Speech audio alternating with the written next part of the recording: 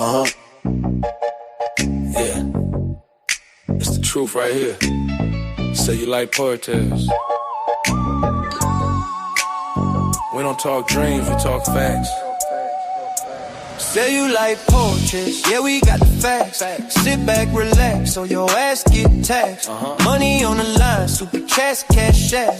We expose the lies and we bring it all back. Say you like portraits, yeah, we run the block. Truth hit hard like a 30-round Glock. Facts in the booth, no cap, just stacks. Sit back, relax, so your ass get taxed. Yeah, lights on, camera roll, it's the real life show. Talk slick on the net, in the flesh they froze. Cash app blinking, super chats on fire. They pay for the game cause the truth inspired. From the streets to the streams, I was raised on grit. Now the podcast popping, they can't fake this shit. Every word that I drop, man, it move like weight. They tune in for the ism, don't matter the state. Say you like portraits, yeah, we got the facts. Sit back, relax, or your ass get taxed. Money on the line, super chats, cash out. We expose the lies and we bring it all back. It's the wake up call, ain't no cap in there. We bring truth to the front, let it blast in, yeah.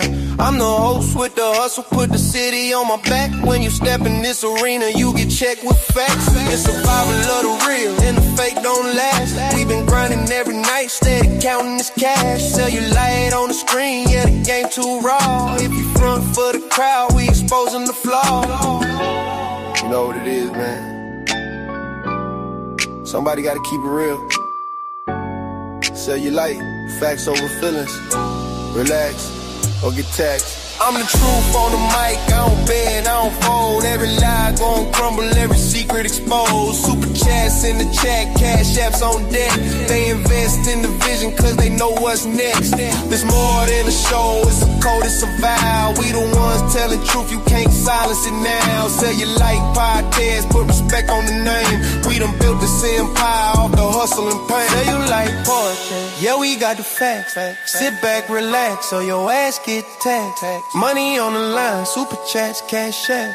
We expose the lies and we bring it all back. Tell you like poetry, yeah, we run a block. Truth hit hard like a 30-round Glock. Facts in the booth, no cap, just stacks.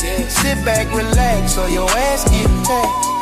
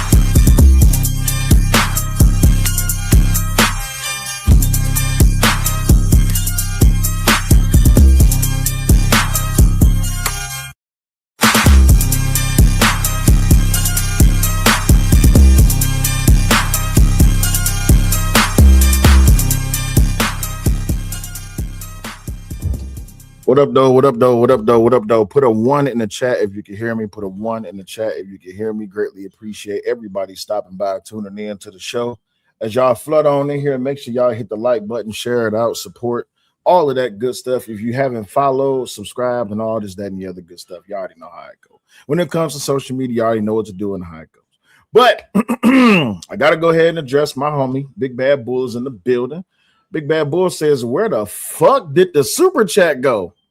I've been demonetized, and that's fine. It is what it is. Per YouTube's standards and guidelines and all this, that, and the other, my channel, along with hundreds of thousands, if not millions of other channels, have been deemed unmonetizable at the moment. So it is what it is. So if you want to support the show, you know, you can go ahead and, as always, you can support the show by hitting the Cash App. It is $SELLYOULIGHT. But yes, unfortunately, we was caught up in that little demonetization string that YouTube had going on. It is what it is. I ain't worried about it. It's all right. I'm not losing no sleep about it. It is what it is. But that's where the super chat button went. So that's to answer your question, Big Bad Bull. Now, let me go ahead and give a warm welcome to everybody in the building. We got Almanaz in the building. What is going on, Almanaz? She says, oh, snap, dinner tube at its finest. Oh, yes, indeed. I got a hell of a show planned for you today.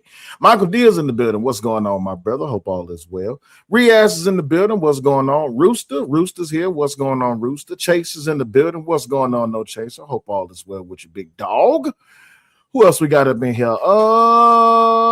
Kills is what's in the building. What's going on? And then Rooster says, wow, shaking my head.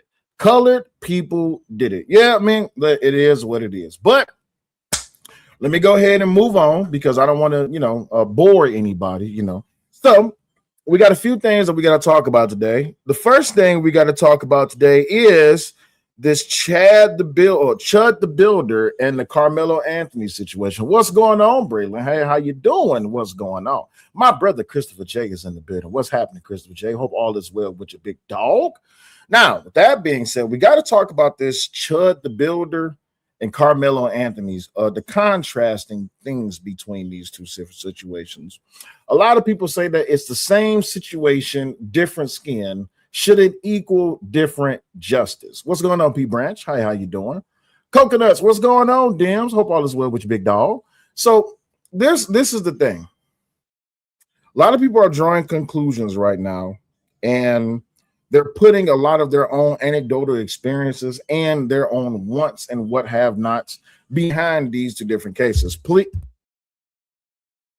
So in the midst of these two cases that's going on, because we all know that the Karmelo Anthony case starts, I think it's June, right? Actually, hey, we got about 9 days before that thing gets started. Once that case gets started, a lot of people are going to be streaming. I myself, and I'm going to be interested in what happens in that case. But recently, since this Chud the Builder situation has happened, a lot of people have been weighing in on it. At first, it was racist that Karmelo Anthony's bond was set so high, so it got reduced. Then it turns around. Now Chud the Builder's bond, his bond is $1 million, and people are saying it's justified. I'm trying to understand the distinction between the two. If Chud the Builder's case is being argued by a lot of people and a lot of supporters saying that it's self-defense for Chud the Builder, wouldn't it be self-defense for Karmelo Anthony? If it's self-defense for Karmelo Anthony and he actually took someone's life, why would it not then be self-defense for Chud the Builder? And all he did was shoot someone. The contrasting thing between these two different things is this. As we all know, it's always based on what? Everybody should know the answer to this, but it's always based on what? Just messaged me. I still have to remove this. Okay, cool. Bet.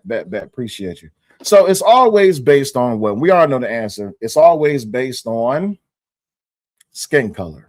That's the real thing, the diatribe, the difference between these two different sections. It's always based on skin color and community opinion. When it comes down to the same incident, opposite reactions, is there a racial double standard? Now, we definitely have a few things that we have to get through because I do want to review some video, a little bit of a back and forth between DJ Academics and Myron Gangs. They just recently had a debate about this, and I want to get y'all reactions, y'all opinions about this.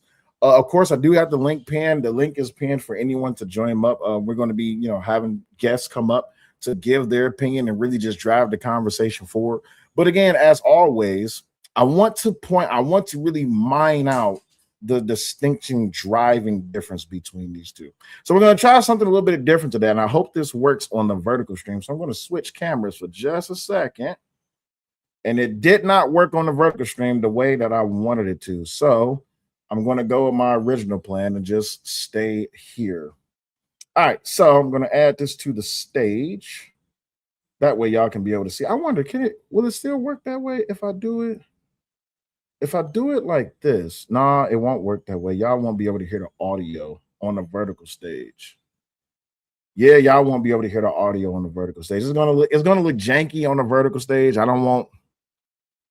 You said before you go too far, can you check your cash app? Yeah, I got you, big homie. Let me check my cash app. Yes, sir. This is me. Yes, sir. This is me. Absolutely, and I appreciate you for the cash app, big homie. Thank you very much. So I don't want to put on a bad presentation for y'all for the show. So I am going to go ahead and single this out, and I'll just put myself in the bottom corner, and I'll go back to my original camera, which is right here. All right, cool. So appreciate you, big bad boy. Thank you very much. Unregulated Media TV says, how? What's going on, big homie? All right, so as I said, we're going to listen to a little bit of this debate. The panel link is pinned. If you want to join the panel, please make sure you have your camera on. But we're going to listen in for a little bit, and then we're going to have a little bit of discussion. Not much. So, no. Oh, and also put a 1 in the chat if y'all can hear this audio. They were trying to have me react to a video. I think it was you and Sneeko. You guys were reacting to the conversation we had with Chud the Builder. Yeah. Or about Chud the Builder. I think the conversation went a little bit elsewhere, but it was for me, I thought it was I'm usually the person that is never, I'm not like Tariq Nasheed, where it's like, yo, and I think that's another place where Sneeko did a misstep, because I think he approached it like I was going to come with this victimhood thing. And I was like, no, I'm not defending none of those points. What I'm defending here is that we have a certain individual, right? Whether you I don't know how you kind of grade racial relations within, among races at this point. I think they're better than a couple years ago when people were rioting. And this guy is going out of his way, and he's using some. Hey, shout out to my man's Big Bad Bull. He said, okay, just sent you another. So stay motivated, good brother. You know what? I appreciate you. Much love to you. Let me go ahead and celebrate Big Bad Bull for being a sponsor of the motherfucking show. Thank you very much. Let me go ahead and celebrate my man's with the yam. Here's Charlie Wilson. Can I get to the yams? Sweet yams. Show me the way, 'cause I got bills to pay. Can I get to the yams? Sweet yams. Show me the way, 'cause I got bills to pay.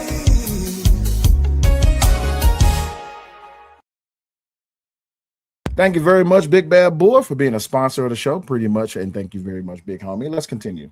Something that would seem legal, but it's not legal. He's saying it's my freedom of speech to be using slurs to offend you off, get you to a point that you could possibly, so I'm going to provoke you till you could possibly attack me. And if you do it, man, I got this gun on my hip, I'm going to put your brains on the pavement. And so Sneeko hopped on, and his opinion was this, and I guess you could chime in after that. Yeah. But this was the brunt of the debate. He said, well, here's the thing. He's like, I don't necessarily agree with what Chud the Builder does. However, I do think that, the black community or any community that allows a word to have like that much power, they should almost nerf the word, just like, repurpose it, or when people use it, just don't take offense. And my point to him was, that's just not like, if we go back in the history of all etymology, like that's just not how words are used and repurposed and put into place. If I say certain words to you about whether your religion or your mom or anything that's sacred to you,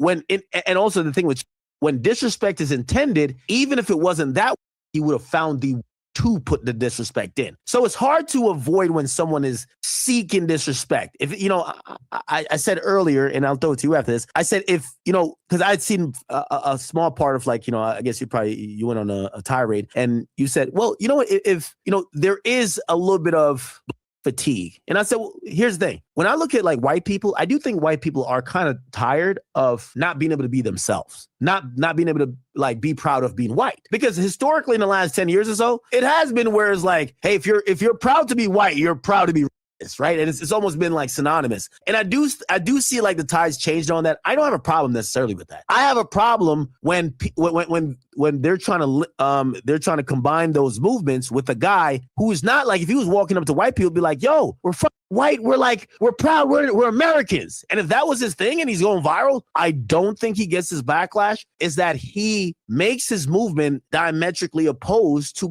people trying to put them down and also trying to assert why he's proud to be who he is. And that's why I thought it was a bad representative of any argument that anyone could have trying to support him. And the sneaker argument happened. What say you? Yeah, so I think it's important.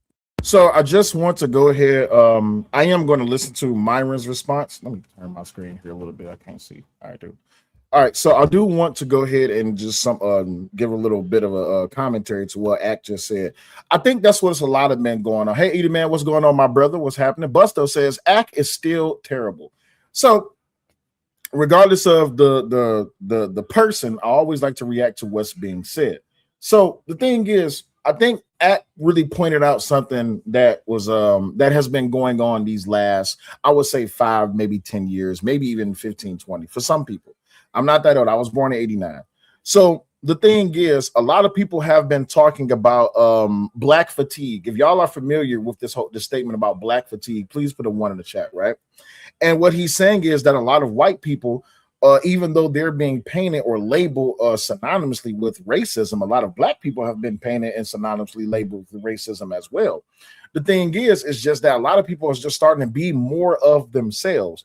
And that does not necessarily mean that they are naturally racist or just because they're white or because they're black. But when we talk about the court of public opinion, then people are going to draw their distinction to how it is that they want. The sad part is that when it comes to how it is that you speak or how it is that you project or present a message, people are going to say, well, you're white, you're racist. You're a black, you're racist. If you don't like light skin, you're racist. If you don't like dark skin, you're racist. When it comes to this Chud the Builder, and hell, even with the Karmelo Anthony situation, a lot of people rallied behind Karmelo Anthony because I'm just going by what it is that I've seen within the scene, okay? A lot of people rallied behind Karmelo Anthony. Black people rallied behind Karmelo Anthony because he's a young black man, and in this particular situation, he was involved in an incident with a young white man. And what happened was that the young white man ended up losing his life, and a lot of people were saying, well, it's self-defense, and he should be able to use GoFundMe and GiveSendGo and all this, that, and a lot of people are saying, well, that's racist, that he shouldn't be treated like that. And his bond was set at $1 million. It's wrong, right? Okay, Rooster said, I can admit that I'm kind of prejudiced. It has nothing to do with color. Appreciate that. Brandon says, I get called that every time I do a live stream. It happens. And even in this situation with Chud the Builder, a lot of people are saying that this was driven purely by racism. Now, does that mean that just because of the content that Chud the Builder has produced, does that mean he's a racist? No, but that's also up for public opinion, right? So let's go ahead and move on to let's hear what Myron says.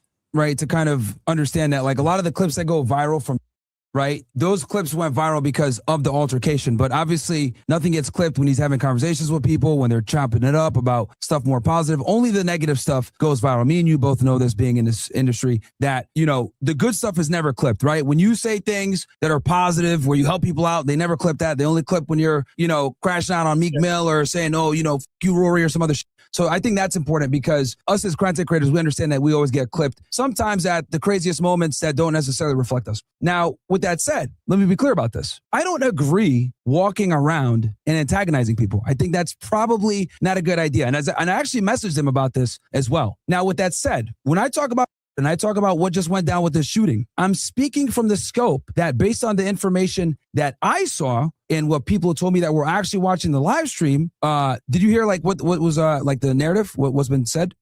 Please. Well, I've heard one narrative, but I want to hear what you so basically from people that watch the stream, it goes down like this. He's walking around and a group of people, presumably with whoever this guy was there, like pointed at him and started laughing. So he walks over, he says, hey, you guys like my suit? How's your day? Blah, blah, blah. One of the guys says— This is outside the courthouse, right? Because it's like outside the courthouse. It's in this vicinity, yeah. One of the guys says, hey, get out of here. And he says, well, I have the right to be wherever I want to be and walk where I want, right? He starts walking away. Then he walks about 50 to 100 feet or yards away, whatever it may be. And the dude walks up to him and says, I got PTSD. You better not say that I'm going to chimp out or call me that, blah, blah, blah, right? So he says, or what? You're going to chimp out? And the guy punches him, right? He punches him. The camera falls. You hear some tussling for a few seconds, and then you hear shots fired, right? Now, when it comes to those facts and circumstances, right, that is self-defense. People don't have to like, they don't have to agree with the content he makes. They don't have to, be a fan or not. But I do think that with what went down and the facts that we know right now, if they are that in that manner, in that order, more than likely he's gonna have a pretty strong self-defense case. But the thing that people need to understand, and me and you both know this, we talked about this last time we spoke. Whenever you have a high-profile case like this, like where someone that's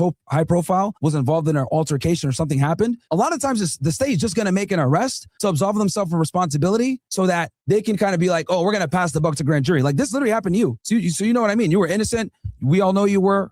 Or lie all the time, but they still had to try to, let's push it to the grand jury because, we don't want to deal with any type of fallout. So when it comes to the situation, the guy closed the distance on him, and typically whoever closes the distance is the aggressor, and Tennessee has a stand your ground statute. So once he punched him, it's all, game's on now at this point, right?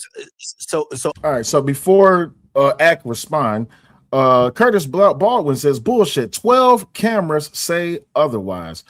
I haven't seen the video. I haven't seen the stream. I've only seen the fallout. So I wouldn't be able to comment on whether or not it was 12 cameras there or not. And yes, ladies and gentlemen, likes are free. Please make sure you double tap your screen. So just responding to what Myron said really quick.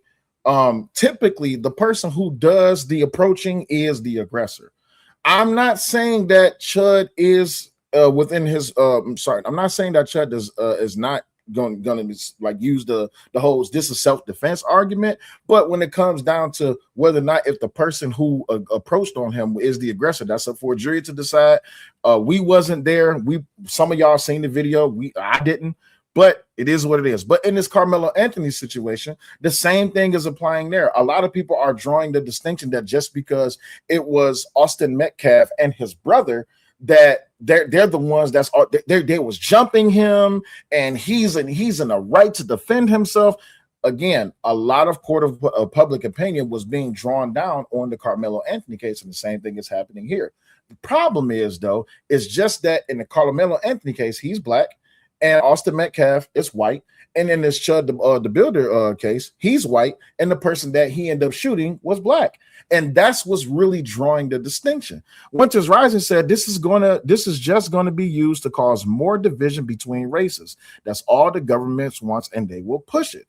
That's a very good point to make, because now the question is, are these cases getting all of this highlight because of the politics? What's going on, Genesis? Hey, sister, what's going on? If you think that these cases are getting all of this attention because of politics, especially because of racial politics, make sure you put a 1 in the chat. Let's go.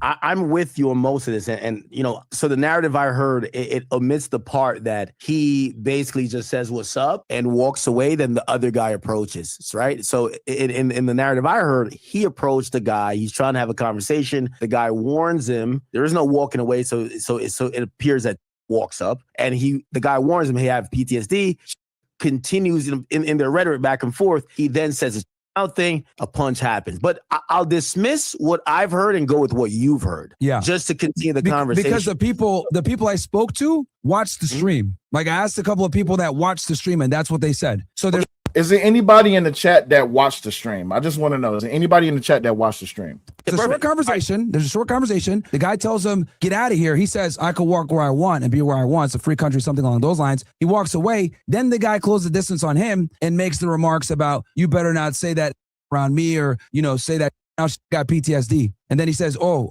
are you going to out? And that's when he punched him. And then obviously the fight begins. And this is where, okay, so just addressing that. All right, if what you're saying is right, and I have really no reason to believe that it's just like a complete lie. So I'm going to go with it. So that happened. Well, self-defense is not utilizing deadly force, right? Like I think deadly force, like is defined by all 50 states, but even federally is like self-defense can rise up to the level. It has to reach. So and this is the important distinction. I think a lot of people who like or maybe supported in theory what he was doing, because he kept saying things like, hey, this is my First Amendment right, free speech. A lot of people didn't correct him in saying that, hey, listen, brother, you better go get a black belt or learn to squabble up, because what happens is if someone spits on you, you can't shoot them. Sure. If someone knocks your hat off, you can't execute them. Sure.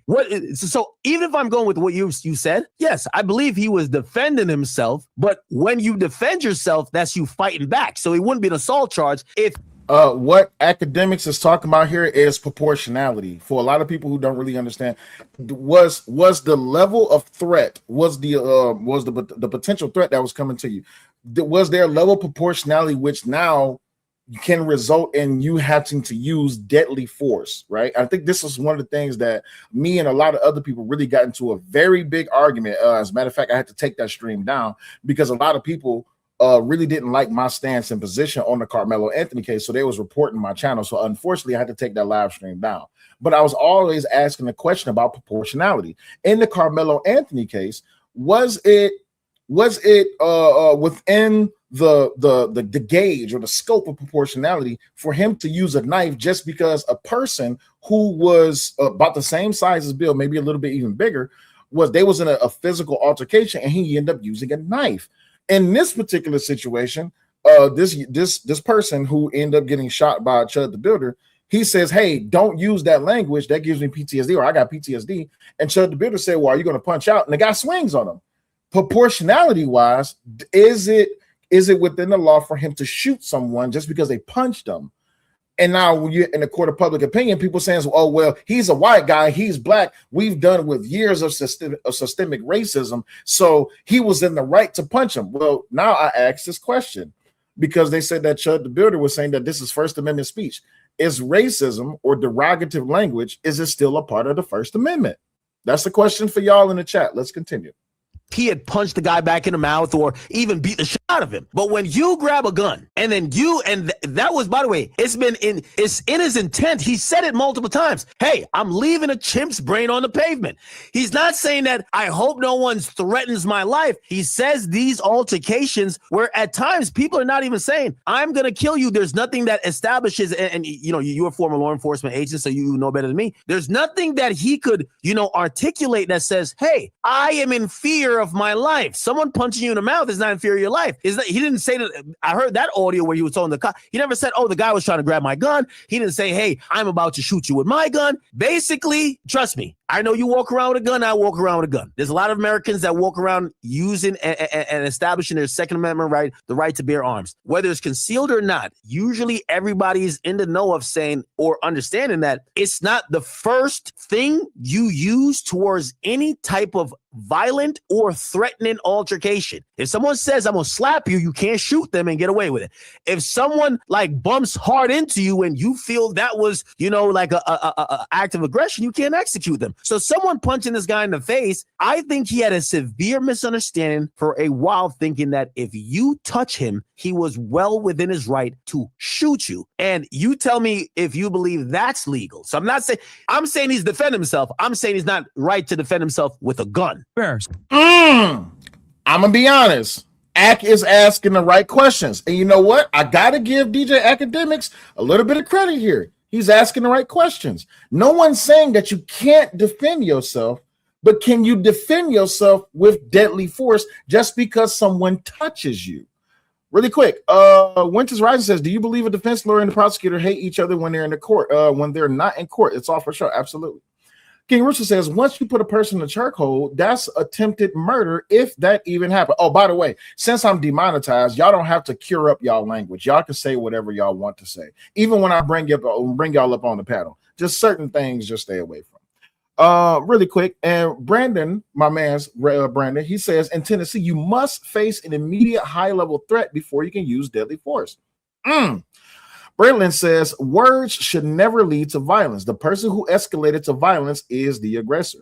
Brandon says the law specifies that the threat must be real or honestly believed to be real at the time. And you cannot simply use deadly force to protect property or respond to minor physical altercations. All right, let's continue. So you're trying to make the argument that the proportionality was off, right? Yes, because usually most laws say there has to be proportional force. Yeah, fair. Okay. In terms of let's switch Chud out. Let's say it's a 5'2" girl, same exact fact pattern. Can she shoot him? After one punch, I would say no. I mean, it would be heavily debated though with the jury. I can imagine. Okay. Heavily. It all depends on now what Myron just did there. He changed out Chud the Builder to a 5'2" girl. Proportionality wise, I'm 5'11". I weigh about 270. If a girl is 5'2" and I swing on her, I'm gonna ask y'all in the chat. I'm gonna ask y'all, and I do not believe in hitting women, but I'm gonna ask y'all in the chat. I'm 5'11", 270. A girl is 5'2", and she weighs about 160 pounds. Let's say 160 pounds. If I swing on her, proportionally, if you was a part of the jury, would you say that she had the right to use deadly force? That's my question to y'all. In this case, I don't know how tall or how big Chud the Builder is. I don't know how tall or how big the other guy is, but they're both grown men. I'm only assuming here. Does swinging on someone, punching someone, is that proportionality wise for you to use deadly force? Big Bad Bull says yes. If she's 5'2", I'm 5'11", and I'm 270, she's 160. Proportionally, she should be able to use a gun. Again, it's always up to the jury. Almond says no. I'm gonna be glad to bring y'all on the panel so y'all can have an open discussion about this. Let's continue. So right, like if it's like, oh, this has been my abuser, there's some history there, I'm really scared. Yes. In Chud's case, that's a tough sell. And again, here's my thing. He's been going around citing these, my First Amendment, my Second Amendment. But so you're gonna roll the die on people thinking that your frame of mind was that you're scared or you thought your life was in danger when you're online saying for months, I'm gonna leave a chimp's brain on the pavement. And he said it was a season finale. Like all these things, these things are not gonna get tossed. He's not gonna be lucky like Luigi Mangione, who just got the backpack tossed out. All of these things are going to be active in your case. So let me ask you this, active. So for you believe that his use of force wasn't proportionate to what happened to him. So I said, yes, because you believe one punch doesn't constitute as justification for deadly force. Fair. Yes. Then I asked you, well, what if it was a 5'1" and this dude punched her? Would she be justified shooting him? Right? It'd be a better case, right? Perfect. So what you just did there, I don't think what you just did there was you basically made it, for their girl, the force is reasonable, right? But for I don't think so. And this is why self-defense is so important. Did Myron really just plug his book in here? Why Women Deserve Even Less.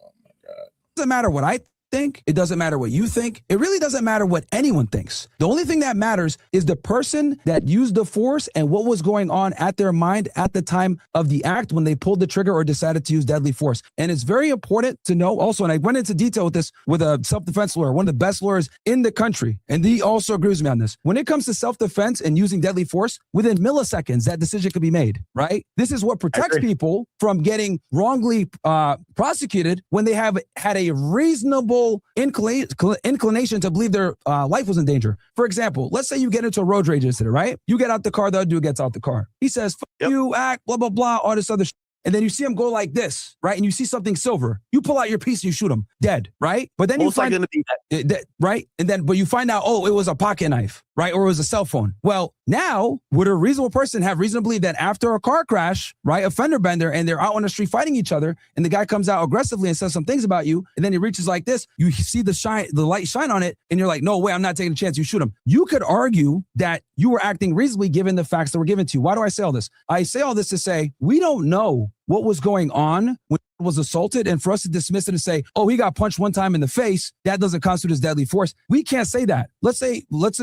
he got hit in the back of the head. Let's say he got hit in an area where it knocked the wind out of him and he wouldn't be able to defend himself. Let's say he got a hold of his mace. I know this dude carries mace around with him, right? So we don't know all the different provoking factors that led to pulling the trigger. But when it comes to self-defense, it's never based on what the 2020 hindsight is, like me and you were doing. It's based on what was known to at the time he pulled the trigger. That's the only thing that matters. And what you're doing right now is an amazing defense attorney stance. And I like, if I'm his attorney, I'm hiring you, a former law enforcement agent, as an expert witness in a jiffy. But there's a few things to consider, right? First and foremost, the reason why he's doing all these things is going to end up hurting him, right? The fact that there's actually audio recorded at the moment where he's even explaining it, and it's now to the world, where he literally explains how it happened. He says, well, I went up to the guy. The guy says, hey, whatever, he doesn't want to kind of engage. He says, yo, you better not say that shit. I got PTSD. He explains that. None of his explanation said I was in fear for my life. Now, granted,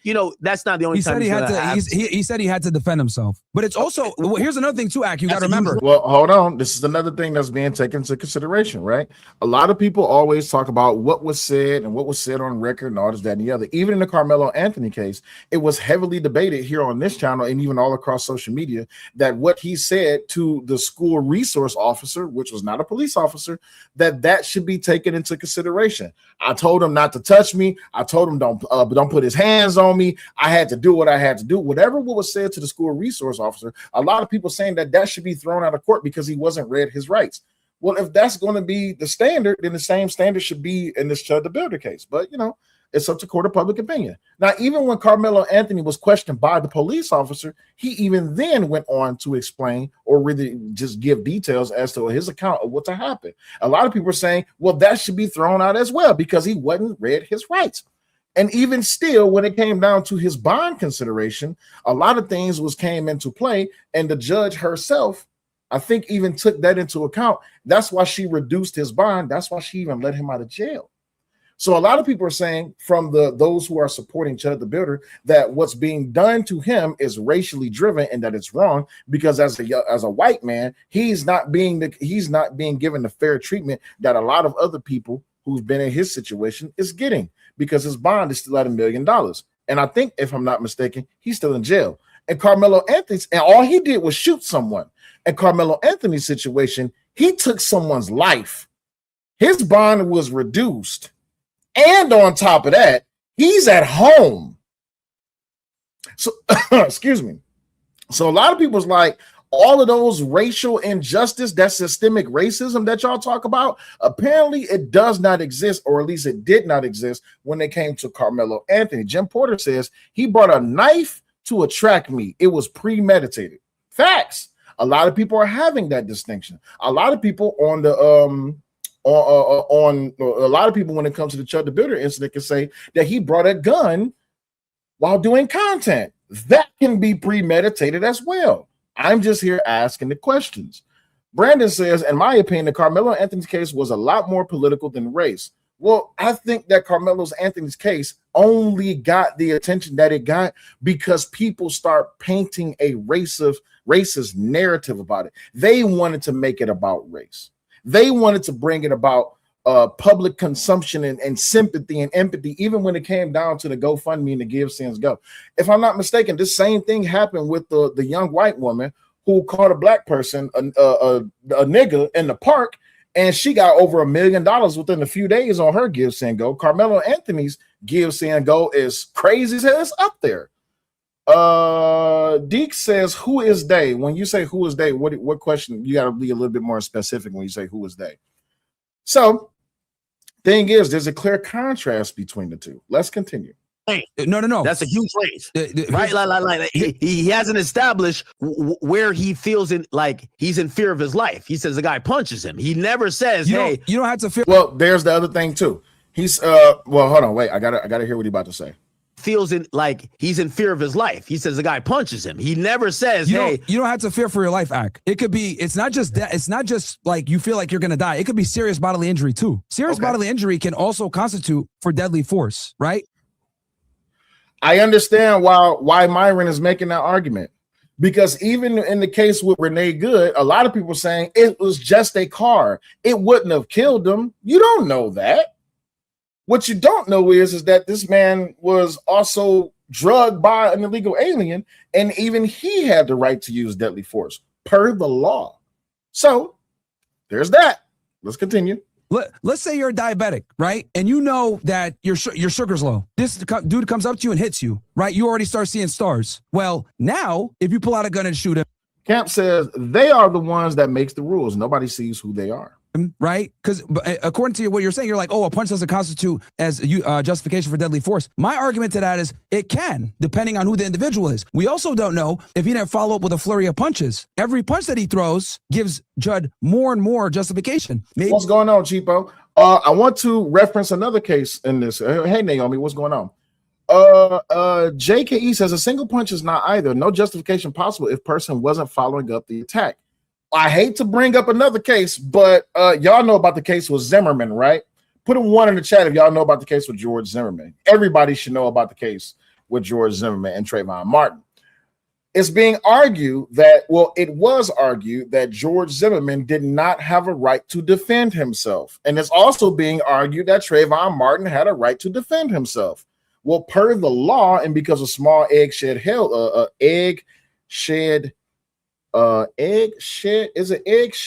I think it's called the eggshell theory. Because of the eggshell theory, Trayvon Martin, apparently, for what was being argued in court, is that he was bashing George Zimmerman's head on the ground.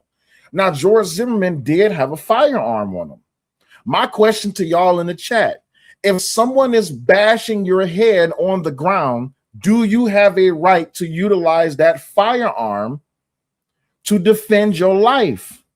That's my question to y'all. TB Trucker says you can't be an antagonizer and then play victim. It didn't fly for 1 second. It's not. You don't know how much I agree with you on that. Brittany, what's going on, Brittany? What's going on? What's going on? Let's continue. He heard, go kill that guy, whatever. And I know you mentioned before, yo, this dude walks around provoking people, etc. So check this out. Here's another thing that's very important. Your state of mind when you use the deadly force also matters. So if you've been getting death threats. Benny says, are you saying it is okay to use a gun and kill an unarmed person? So I knew this question was going to come up, so I have to answer it. Benny, let me go ahead and answer your question respectfully. Am I saying it is okay to use a gun to kill an unarmed person? If your grandmother had a gun legally, if your grandmother had her gun and someone is bashing your grandmother up against the door, does your grandmother have a right to use that gun to defend herself? It's a simple question. Because we talk about proportionality. Let's say your grandmother's 75 years old. Jim Porter says, what was Martin doing in a gated community at 2:30 in the morning? I don't know. I wasn't there. I do know that per a lot of amendments in the Constitution, you can go wherever you want to go. But yes, the person in the chat, Benny, am I saying that it's okay to use a gun to kill an unarmed person in certain situations? Yes, absolutely. Let's continue. If people have been threatening to kill you, if your address has been doxxed, if you've been going through situations where people are stalking you, whatever, all of that actually gives more, right, reasonable belief that his life is in danger and that he can use deadly force. Now, I don't have to say I agree with that or I'm happy that that's what it is. I'm just being objective here and unbiased that when you have threats on your life, you get doxxed and you're like a polarizing figure like him, his use of force ladder is much easier to climb because he can reasonably articulate that, look, I'm a controversial guy. People come up to me. People say they want to kill me. People have. TB Trucker says none of those cases you're talking about is even close to this case. Well, I would draw a very heavy distinction because a lot of people are arguing on social media about this racial double standard because Chud the Builder's bond is still $1 million and he's in jail. Karmelo Anthony's bond was reduced to $250,000 because it was racist to be at $1 million and he's on house arrest. Sorry. That's all I'm saying. Sam Hyde 45. Is that the real Sam Hyde? I don't think that's the real Sam Hyde. I don't think that's the real Sam Hyde. If it is, the link is pinned. If y'all want to join, y'all can. But let's continue. these threats against me, blah, blah, blah. So that's why I did what I did. Also, interesting side bit. The dude that punched him had made a post on social media saying that he was going to harm him. So we don't know if Chud knew that. He might have recognized the guy, or the guy might have said, I'm going to kill you. I knew I was going to run into you. I'm going to kill you. Well, any of that stuff that's said can obviously be reasonably looked at as a threat on his life, which allows him to use deadly force. And keep in mind, you don't have to get hit, right? Or also struck. Similarly, I'm going to leave a chip's brain on the pavement. Self-defense. So that will be used. I will say though, everything we're saying, and we're kind of like trying to operate from like this hypothetical type of because we don't know all the facts. We don't know all of them. So it is kind of almost nerfed though by the fact that yes, maybe if it was some random guy that didn't leave a long established history and trail of audio and video. I just have to point this out because this is funny. Sharon Steffen says Chud is a racist. Crazy Train says Karmelo Anthony is a racist. Proves my point. Let's continue. Video of him promising to do certain things or acting in certain situations. Keep in mind, there's also a video or some depiction of what happened, because according to the arrest warrant, they said that he was in a bladed stance with his weapon out before the guy ever punched him. So already you're cooked. Like, so the weapon is out. So if you then, so let's put it in perspective in how I'm going to do it. So you antagonize people with words. They now start to either, react back, maybe not even physically yet, and you have your gun out. It's like bait car. He didn't antagonize them. It's important, he didn't antagonize them on this situation. The only fact pattern that matters is this situation. All the stuff he did before is kind of. So he never called this guy. No, what he said, what they told me was, he said, you better not call me that or say that I'm chipping out. And he goes, or what? You're going to chip out. Why would he throw up for his gun then? So suppose they're saying he's in a bladed stance with his weapon out. Mm-hmm. Why would he do that if the other party, remember you said that he walked away. Yep. It seems like he's de-escalating. He's not antagonizing. Why would he need to pull his weapon unless you're saying this guy literally was an unhinged guy trying to attack him? Sure, I can answer that. It was probably pepper spray. So walks around with bear mace all the time, and that's typically what he uses. So we don't know if he wasn't reaching for his bear mace. Well, the CNN personnel who read the arrest warrant said he reached for his firearm and he stood in a bladed stance. And this was before the altercation. It's not illegal. Let's go with that fact pattern. Even though what I've been told is he got hit first, then you heard the gunshots. Okay. Let's assume that he was with a bladed stance. I believe that too. I was just saying there are some people where even after you got your gun out, they think you're not going to fire and they'll still hit you. Okay, so perfect. Let's use that fact pattern. Let's dismiss mine. Let's use yours. Let's assume that the guy is walking towards him when he has a bladed stance, saying, "Hey, you better not." Which obviously, Benny says you are not law enforcement. You are not allowed to question people. That's not true. You can question anyone that you want. Whether they want to answer, that's on them. Even when it comes to law enforcement, if they ask you a question, that does not mean that you have to answer. I think a lot of people really need to understand this. Just because a police officer asks you a question does not mean that you have to answer. You have to answer any question that they ask you. You can just simply say, I'm not answering questions. What's your name? I'm not answering questions. Asking questions is free speech. Exactly. Implies he has a weapon. You can argue now that he's coming at me when I'm warning him I have a weapon. This guy's crazy and wants to hurt me. So you can flip it around the other way around. That would also be assault, correct? Like, no. If you have no duty, you have no duty to retreat. You have no duty to retreat. Okay, I'm having an argument with the guy and I pulled out a loaded gun on him. Mm-hmm. That's nothing. If you have a loaded gun on someone, remember there's been no physicality yet, and that person punches you, the person who punched you isn't wrong? Okay, you said, hold on. You said reaching for. Now you're saying he pulled it out and pointed. That's a big difference. Reaching for versus this is two different things. No, actually, Myron's wrong on this, okay? I don't have my gun on me, but I do own firearms. Do y'all understand what brandishing is, right? Let me give you an example. I'm not going to stand up, but if I had my gun on my waist and it was concealed, and I lift my hoodie up, is that brandishing? I'm asking that to everybody in the chat. If I have my gun concealed within my waistband, right? If I'm bladder carrying, and I lift my hoodie up, is that brandishing? Brandishing. Okay, yes. All right, cool. If my gun is on my hip in its holster and you see my gun, and I tell baby, my cameras, my glasses is reflective. All right, so If you brandish a weapon, that's still brandishing. So you don't have to pull it out. I don't have to pull it out. This is a comb for anybody that be like, oh, Will pulled out a gun. This is a comb. I don't have to pull my gun out and be like, hey, Nick. I could just one time. That's still brandishing. So Myron's wrong on that one. Sorry, Myron. Two completely different things. Okay. So I want to go by the exact wording. They're saying the arrest warrant is showing that he turned into a bladed stance and reached for his firearm. Okay. It's not illegal to reach for your gun. Okay. It's not illegal at all. If someone... And we don't even know if it's a gun yet. Like I said, he carries bear mace with him. It's not illegal to reach for your gun. If your gun is concealed and you openly show someone your gun, that's brandishing. You don't have any intent to use the gun. Two. But if you're saying self-defense, it works both ways. If someone feels you're reaching for a gun based on what they've heard you say in the past and they punch you, it feels like it would be their self-defense, right? Well, no, because he closed the distance and was the aggressor. The aggressor can't claim self-defense. Well, the aggressor can't claim self-defense.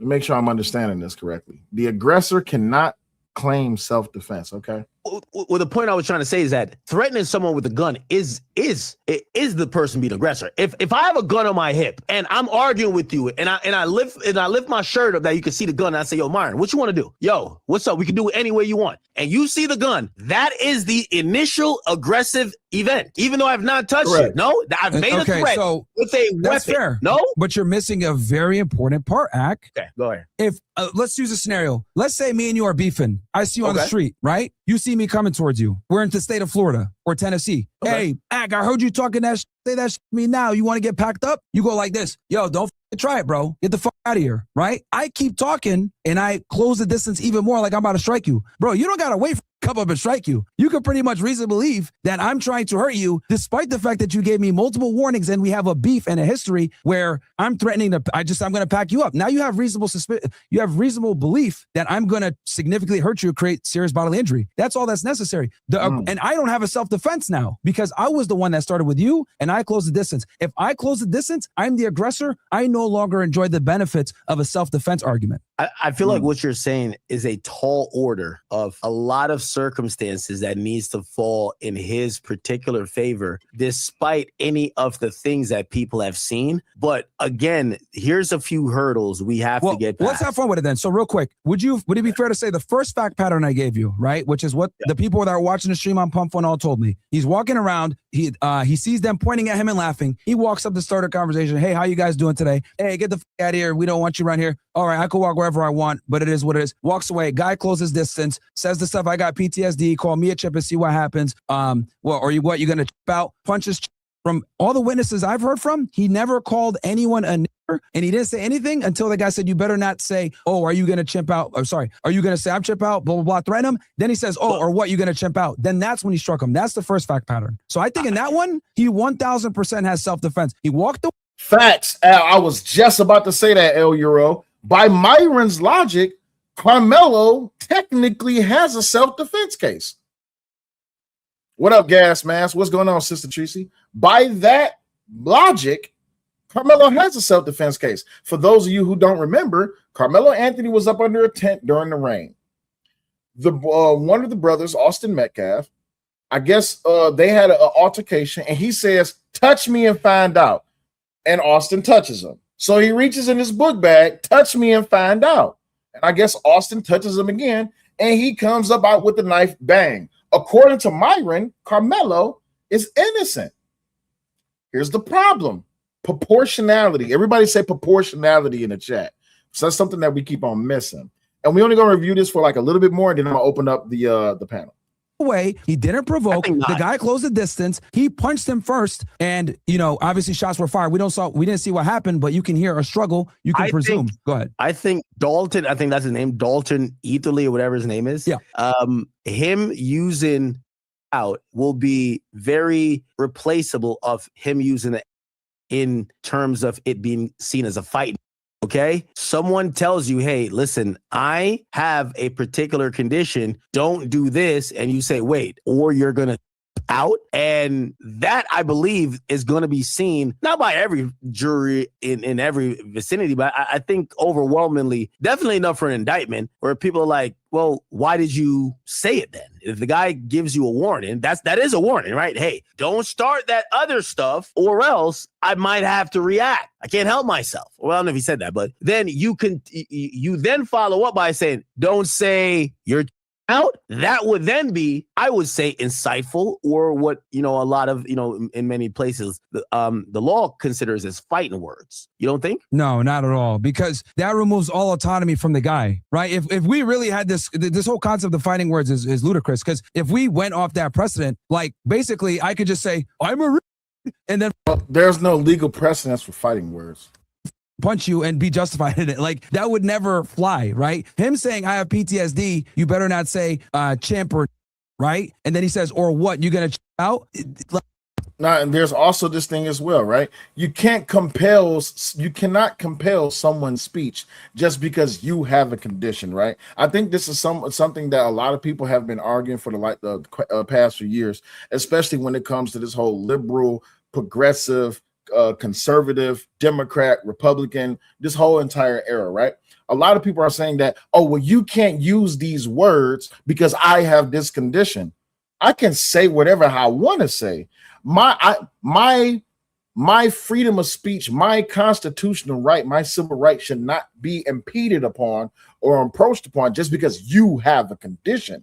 If anything, if you have a condition, then maybe you need to deal with that. My free speech will not be stepped on just because you have a condition. Like, and then the guy punches him, dude, like, we're all adults here. Like, that's just completely unacceptable behavior. And he closed the distance against him too. Keep in mind, bro, whoever closes the distance and is the aggressor. Fears Factory says there is a legal precedent for fighting words. It's been used in cases before. All right. Is the in this situation. Okay, and I know you said this before, but do you really believe that the only reason why you saw the charges? Yeah. You can't believe that all the charges are coming from, okay, just societal pressure and, hey, let's throw this to a grand jury and see what they say. You don't believe any of his actions. And well, let me start with this. So do you think he's justified in his shot? With the first fact pattern I gave you, where again, from the people that saw the pump stream, that's self-defense all day. The guy came to close the distance on him. He hit him first. You could shoot him. Well, again, we don't know what. Well, wait, stop right there. So even with that, Karmelo Anthony was up under the tent.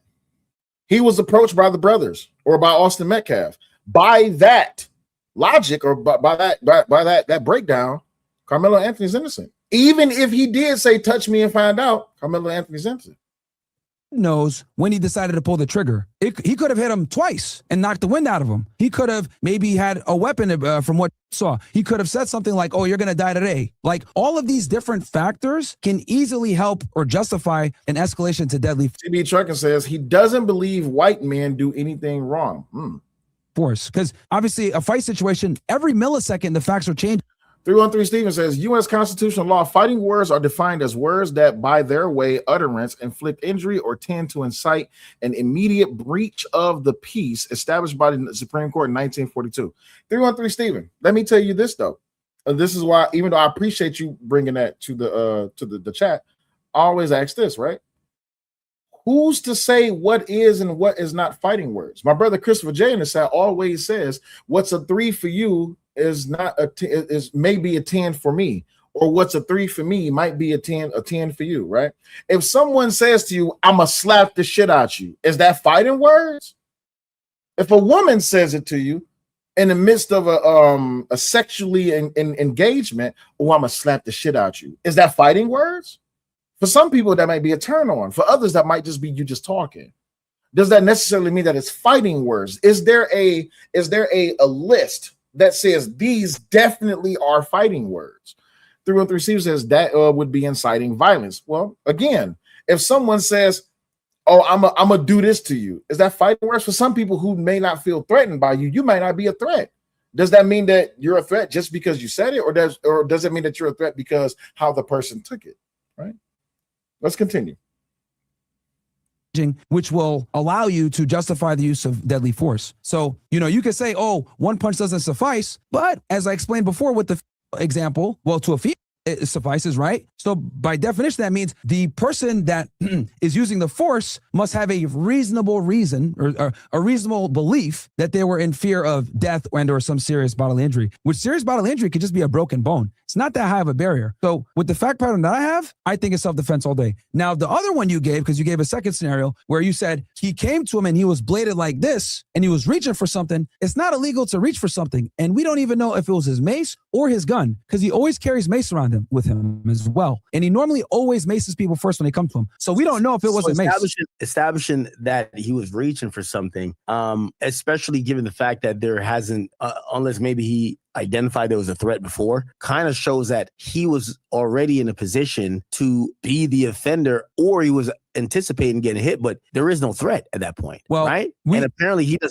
doesn't get hit until he says something, which that I would consider, and I think that would constitute fighting words, right? Again, you can't just antagonize people and shoot them. Like that would be like the greatest thing ever, right? Like you go out, like you would the person hits you, you shoot him dead. Like that would be like the best thing to just trick people out their spot. You know what I mean? Yeah. But well, the thing is that would change the entire scope of legal precedent all across America. If anybody could come up to you and just say something to you and cause you to have a reaction and then they shoot you, it'll be a problem. Bro, it's like saying someone's out is not fighting words. Like what? Are you gonna chip out? It's not fighing words. No, absolutely it is. You think that's like fighting words? A racial, anything towards, if it's a homophobic slur, a racial epithet, it's all of that is going to go towards you are using speech in a way to violently offend, to either cause a reaction or to start an altercation, right? That's not true. And I hate to disagree with Ack on this one a little bit, right? This is where I disagree with Ack on this one. When it comes to the racial language, right? We all know all of the colorful language words that's out there that can be used in a racial way, right?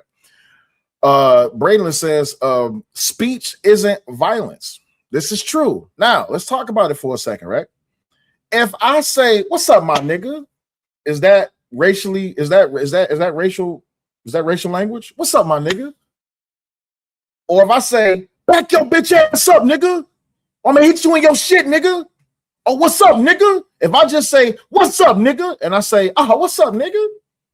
Same sentence, different inclinations. Does that mean that both are racially driven, or one is more of a welcoming greeting and the other one is more of an invitation to violence? So when it comes to racial language, because even in the black community, a lot of people they get mad when I say this. In the black community, we use it so freely. We use it as a term of endearment and as a form of a threat. Let's continue.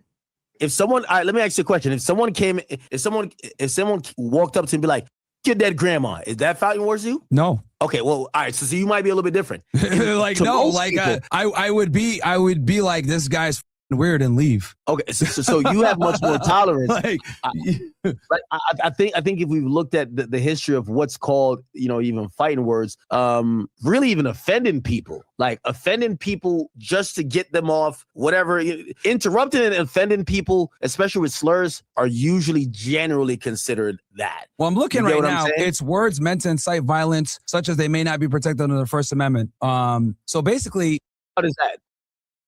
Now, when I hear out, you basically said I don't think that constitutes as a justification to punch somebody. There's no justification to punch somebody. Like zero. No.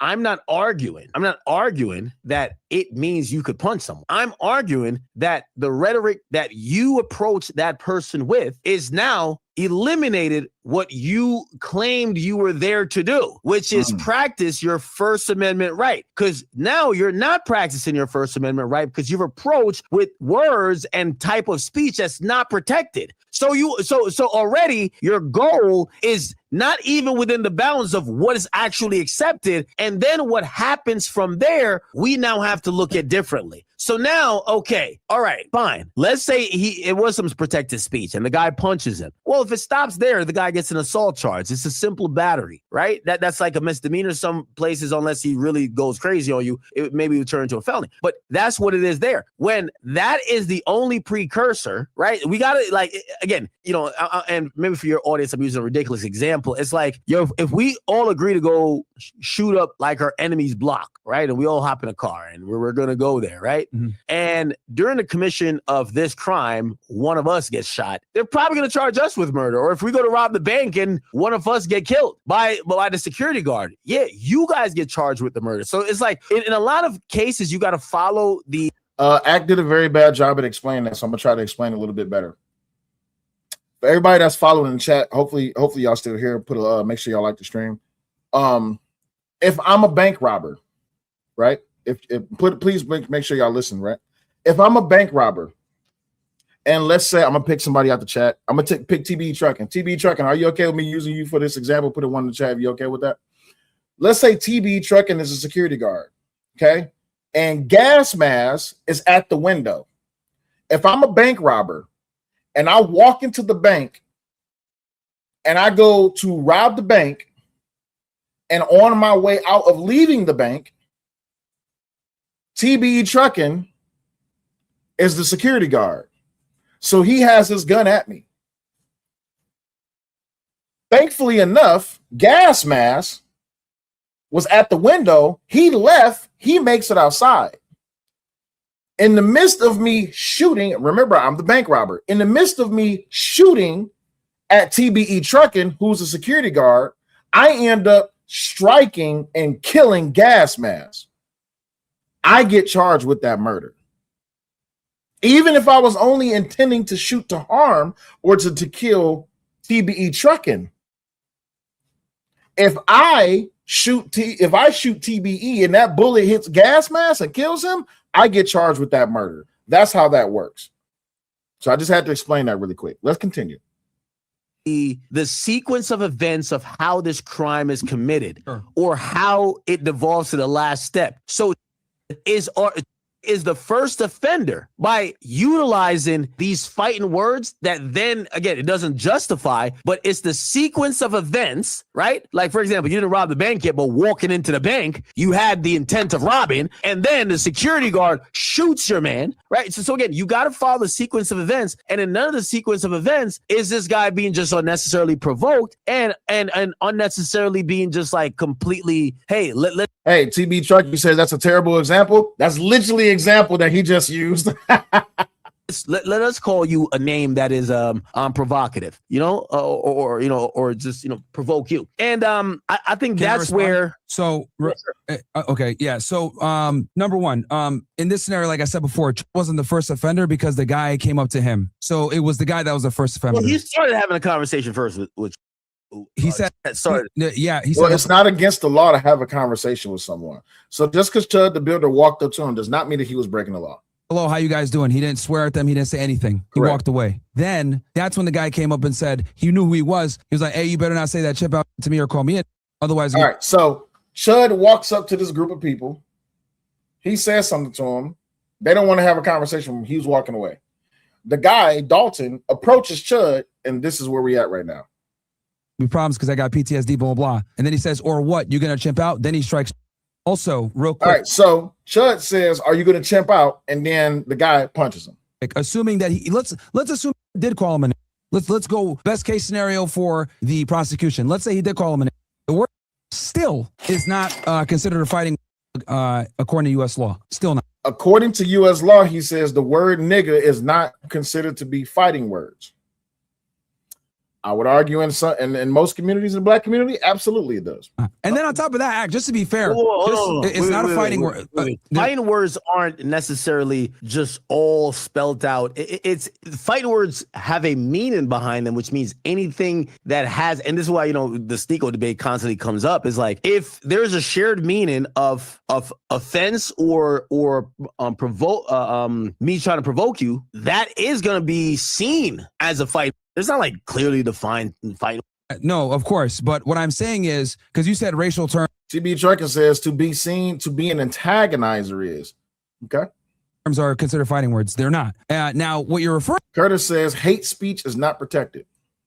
referring to is within certain contexts, right? A white man calling a black guy the hard ER or saying he's out, that is as fighting words as could be. Come on. Okay. To you, in the United States of America? Okay, again, yes.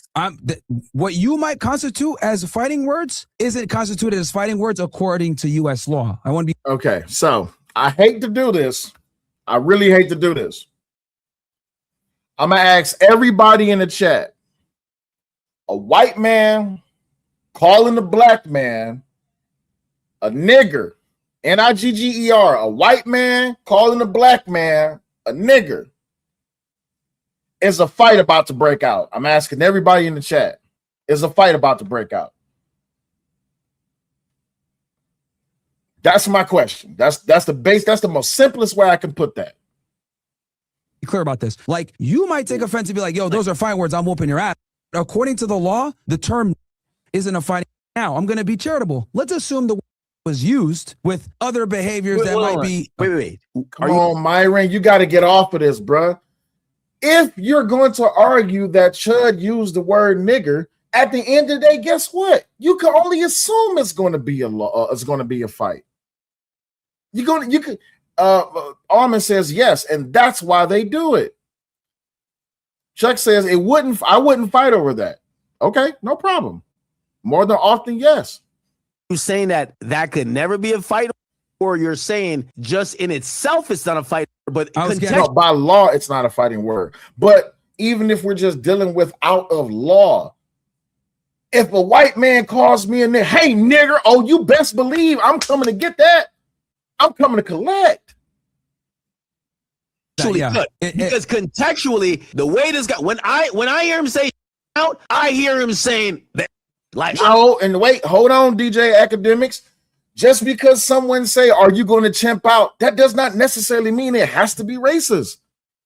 Again, and I like that they're having this back and forth, but at the end of the day, just because you call a white man calling a black man or saying to a black man, "Are you going to chimp out?" Can it be racist? Yes. Is it fighting words? It's up to y'all. Oh, by the way, I see it's 300 y'all in the building. Please make sure that you're all double tapping your screen, triple tapping your screen till you see that like. And the panel link is pinned. I know a lot of y'all on, if you're watching on your phone, you're not going to be able to click the StreamYard link. So what I will do is, as people start coming up on the panel, I will switch y'all over that's from vertical. I will switch y'all over to the horizontal stream. That way y'all can be able to join the panel so y'all can have the conversation. Marsha says, this man is taking up for Chud, and now I understand how he lost his girl to a guy on roller skates. God damn. Kojak, what's going on, my brother OG? What's happening? No happening. Chud is instigating fight with blacks and using the reaction as a reason to shoot them legally. Appreciate that. Gas Mask says, if you get mad about being told about chimping out, that means you see yourself as a monkey. I hate to even agree almost with Gas Mask on this, but I gotta agree with the logic. If someone calls you a bitch and you answer to it, you see yourself as a bitch. That's the argument that's being made across social media.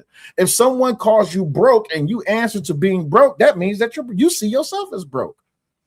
But I get what he's saying, though. Sure. My brain substitutes. Sure. But remember, everything. Notice how you respond to me, like, from your subjective take. Whereas I'm telling you, the anecdotal thing here. I think we're this is where we probably depart in many mutual thinking. I think remember, listen, even my audience know I am not Tariq Nasheed. They know, like, listen, when Act feels offended by this is something that the majority of people who are melanated are going to feel offended by. This is not normal. Like, and I know when you say that you wouldn't feel offended by I think you're the very small minority. I think if you walk up to most people that consider themselves or have some ancestry. By the way, for those y'all that's the audio is breaking out, that's because he edited the video. Some language that was being used, he edited out. That emanate from that sector. If they heard a white man say that to them, immediately it would offend. They would feel like someone is trying to either oppress them and again, it's just is loaded with meanings for people of a certain color. All right. Would it be fair to say that you could brush it off is very different? All right. Let's go into a scenario. Okay. Are black people adults and full-fledged members of society? Absolutely. So if they're adults and full-fledged members of society, right, that have autonomy, well, that also comes with responsibility. If you punch somebody for saying a word just because you're a black, that actually looks bad on the race. Because I'll tell you this, if I went to a neighborhood and started throwing Roman salutes and saying the Jew. Come on, Myron. Come on, Doug. You can't do that. You can't say that looks bad on the black race for someone reacting to a usage of a word. Although I could agree with you that words should not equal out to violence. You're talking about on a public level, on a social level. Most people are not going to react to racism in a positive way. I think we can all agree on that, right? If someone is being openly, disrespectfully, purposefully racist towards you, you're more than likely not going to have a positive reaction, right? So on a legal side, I can understand what he's saying, but on a social level, if a person is being openly racist to you and they're being derogatorily racist to you, you're probably not going to have a positive reaction. So you can't say that this looks bad on the black community. I mean, you can, but at the end of the day, not all black people react like that. Some of us do, some of us don't. Let's continue. I pretty much won't have to worry about anything. They're not going to come up and punch me because they're exercising self-restraint because they're adults. So your argument is basically, hey, bro, just don't say because they don't have self-control and they're going to punch you in the face. That's basically what you're trying to say. Now, going back to what I was saying about the whole law thing, the term is not enough to be considered fighting words. It needs to be utilized with some other imminent threat of violence. In this scenario, now let's go back to the Builder case because we're being very specific. I only said the word to be charitable, but if doesn't meet fighting requirement, definitely doesn't. And then to go further than that, hold on. Let me just finish. Rain on the pavement. Okay, like, I can address that after. So it's not considered a fighting unless some type of imminent violence is behind it, right? Next, if not a fighting, we can pretty much conclude that now isn't a fighting either. Then to add insult to injury to finish, the guy closed the distance on him, then said, you better not say out, or and then he says, or what? You're gonna out? That's when he punched him. So this guy has zero justification to do what he did. Again, I am going off of the facts and circumstances. See what Myron is doing here. He's trying to really walk it down, but in more ways than one, he's defending. I think everyone can agree in the chat. I'm gonna just ask y'all. Do y'all think that Myron is defending Chud in this particular debate? Would y'all say that Myron is, pretty much taking the position that he's defending Chud in his actions? The Fizz Factory says in Tennessee, any words used to provoke a reaction from a person can be considered fighting words. And if a fight ensues, you then have a duty to calm the situation. Otherwise, lose your self-defense claim. Facts. He always defend a white man over a black man. Okay. King Rooster says they will never say that to the Jays. They react to what YouTubers say all the time. All right. Gas mask, I don't think so. All right. On what happened that day. Now let's address that tweet you mentioned with somebody on a sidewalk, blah, blah, blah. Now, obviously, that's not the best look, right? But I do think it's important to understand that you could be let me say this. You could be a criminal. You can be a sex offender. You could be one of the most deplorable people ever. That does not deny you the right to defend yourself. You could say all kinds of crazy shit on the internet, but that does not mean that you can't defend yourself. So the tweet, I hate to say, is completely irrelevant to this specific use of force. I think I disagree. I think his entire background makes this very different than that's not going to come in at trial though. The most important that none of that's coming. It won't. You don't believe that his previous behaviors and tweets will come in at all? No, because what's going to happen is the prosecution's going to try. The prosecution's obviously going to try to put it in.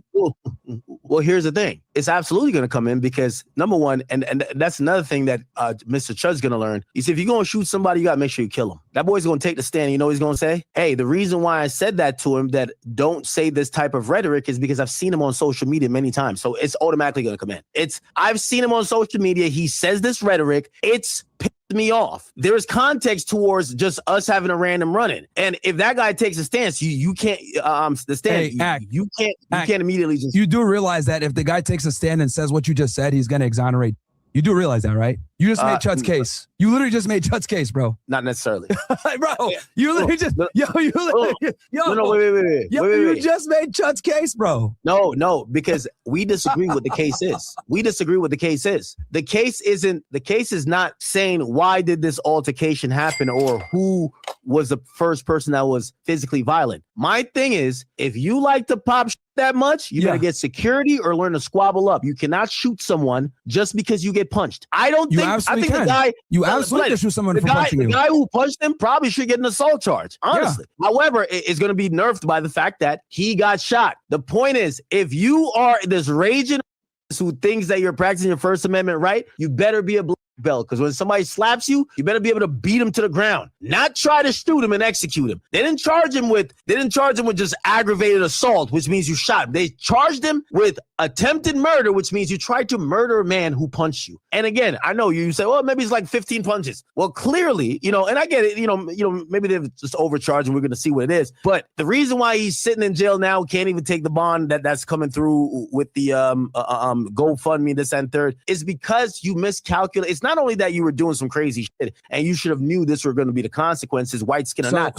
You operated in a place where now you have to go rely on a bunch of jurors to see your side. You got played. As much as he was running around calling people, calling them, the only person who was misinformed of the actual law, the guy who shot him, yes, he got shot. He's not getting charged. The only person who got handcuffs on him that's showing up to court looking, but when they say 1.25 million bail, is you, because everything you were doing wasn't fully backed by the law. And it wasn't fully backed by the law. Again, I'm not so you believe he's solely charged.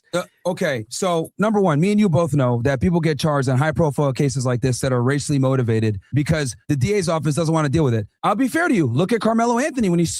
And for those who are saying Karmelo Anthony's case has nothing to do with this, this is why I titled the stream the way I did, and this is why I brought it up. Let's go ahead and listen. By the way, please make sure you get the likes up. Thank you to Kim K with the $5 cash app. Thank you very much. It's greatly appreciated. If y'all want to support the show, you can go ahead and hit that cash app. It is $SELLYOULIGHT. Thank you. Let's continue. Stabbed Austin Metcalf. He claimed self-defense, but they still arrested him. Why? Because the state doesn't want to have to deal with the backlash that can come whenever these, racially charged cases end in someone dying. They'd rather push it to the grand jury or the jury. That's number one. Number two, when I mentioned that stuff's not going to come in, you do realize if that stuff does come in about his past, all of that is going to give even more justification because he's an antagonizer. He's a controversial person. Everybody hates him. This allows him to be able to say, look, I'm on heightened alert because people are trying to kill me. They doxed my address, blah, blah. This dude came up to me. He's made threats to me before on Facebook. Not if it's proven that he's provoking that particular incident. No, he didn't, though. That's the point. He did not provoke this. See, you're relying upon past streams to justify this guy coming up and assaulting because of what he did on other streams. This use of force incident, hold on, real quick. This use of force incident. Brain says, do you have PayPal? Yes, I do. Is an isolated event and nothing really matters from before. But my PayPal has my real name on it and I don't want people knowing my real name. So Brain, do me a favor. Send me an email. Send me an email here. Which email do I want to give you? Hold on. You can be a murderer, a terrible person. That stuff isn't going to come in. Now, because I talked about this with Andrew. Hold on. Let me just finish. He said to him, you're out. If you said to that guy, he's out, and for whatever reason, he takes that offense, you have started a train of events. He didn't because that guy came up to him. In this isolated incident of use of force, walked away. The guy closed the distance. He was the one that provoked. Then he punched first. Responding or you're going to out does not give this guy the legal right to punch him under some ambiguous fighting terms phrase. We know doesn't even constitute for that. So how is tripping out going to constitute? Dude, this is opens up, man. Wait. You're constantly, you're restating my point without actual, I never said he has the right to punch him. I've always thought saying Chud provoked. You're arguing Chud provoked, and I'm saying he didn't. No, hold on. You hear what I'm saying? I think he antagonized the situation, right? Fighting words do not get, hold on. I agree. Fighting words do not give people the right to assault you. Okay. However, once we start there and you get assaulted, it then doesn't give you the right to use deadly force. That's the point. So no, it's based on proportion. Proportionality plays a role in all of this. Again, should have squabbled up. Or if you knew your squabble game was weak and you had to pull the gun, you should have never been in that situation. So yes, the guy's wrong for punching, but should have punched him back. Not use, that's not proportional force. And I'm telling you, I would love to. First of all, here's the thing. Yo, this is how much I don't care about. If beats this case, if a lift a finger at me, I'm killing him straight up. Like this is not good. If you think he's gonna get off shooting a guy because a guy punched him one. And by the way, there's no like flurry of punches we heard. We heard the guy hits him, right? If he gets off by being able to legally shoot someone because someone punched him, let's end fist fights because you punched me. I'm gonna see you. We gonna say the seventh heaven. Okay, that's not happening. That's true. This is gonna set up this. Well, Gas Mask says academic has no logic. Technically, this case would set a precedent. If Chud the Builder beats this case, the precedent is going to be that if someone said something to you and they punch you after you respond to them, you should be able to kill them. That's going to be a dangerous precedent. And you know why that's going to be a dangerous precedent? Let me tell you why. Because you have a lot of people who are running around all over social media, all over America, all over the world, who are saying, you hurt my feelings. I was offended. And since I was offended, I was assaulted because your language was assaultive and it offended me and my feelings was hurt. So I feel that I feel that you were using this language to cause harm to me. So now, if that person assaults you and then you defend yourself, they can shoot you or you can shoot them. It would change the entire game.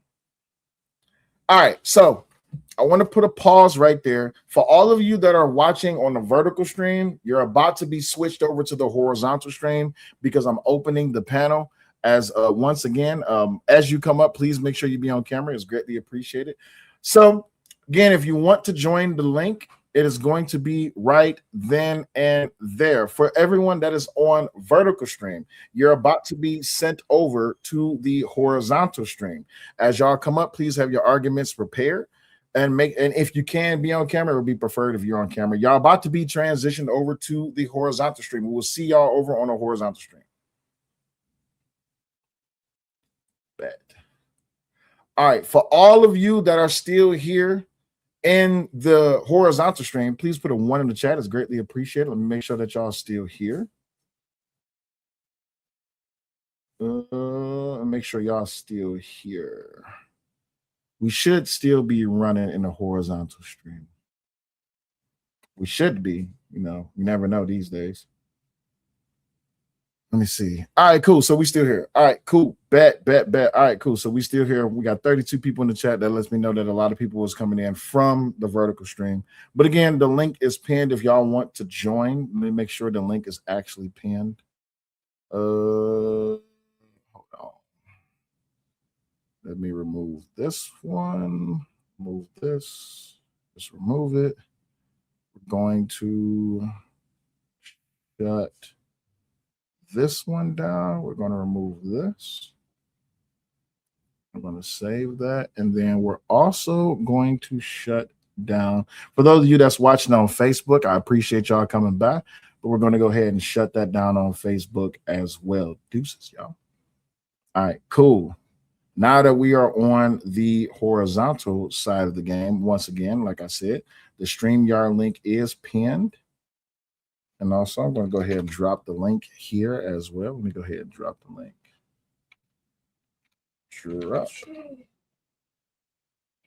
Drop. And drop. All right, cool. Appreciate it. I heard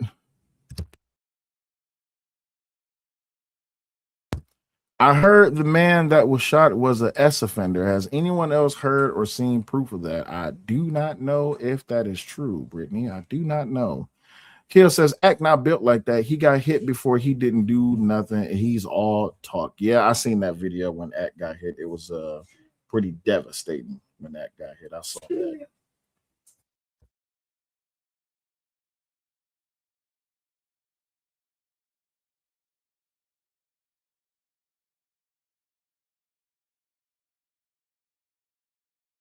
shit. I didn't even realize I was on mute.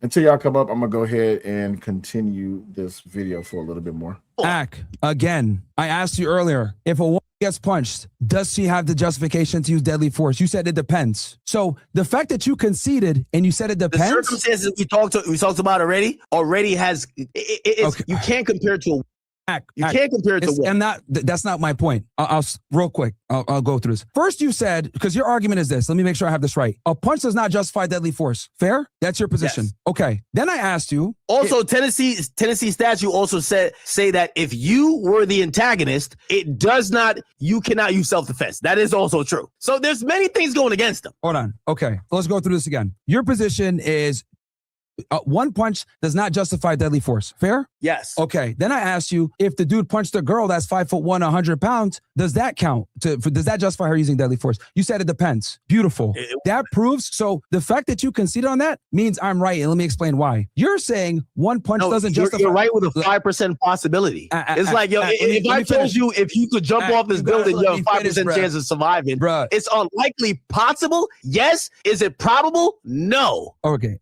I'm not saying that to say, oh, the woman is going to shoot. I'm showing it to illustrate that reasonableness based on the person that's using the force is the only. Hey, shout out to Mitchell. Appreciate you for the $5 cash app, big homie. Thank you very much.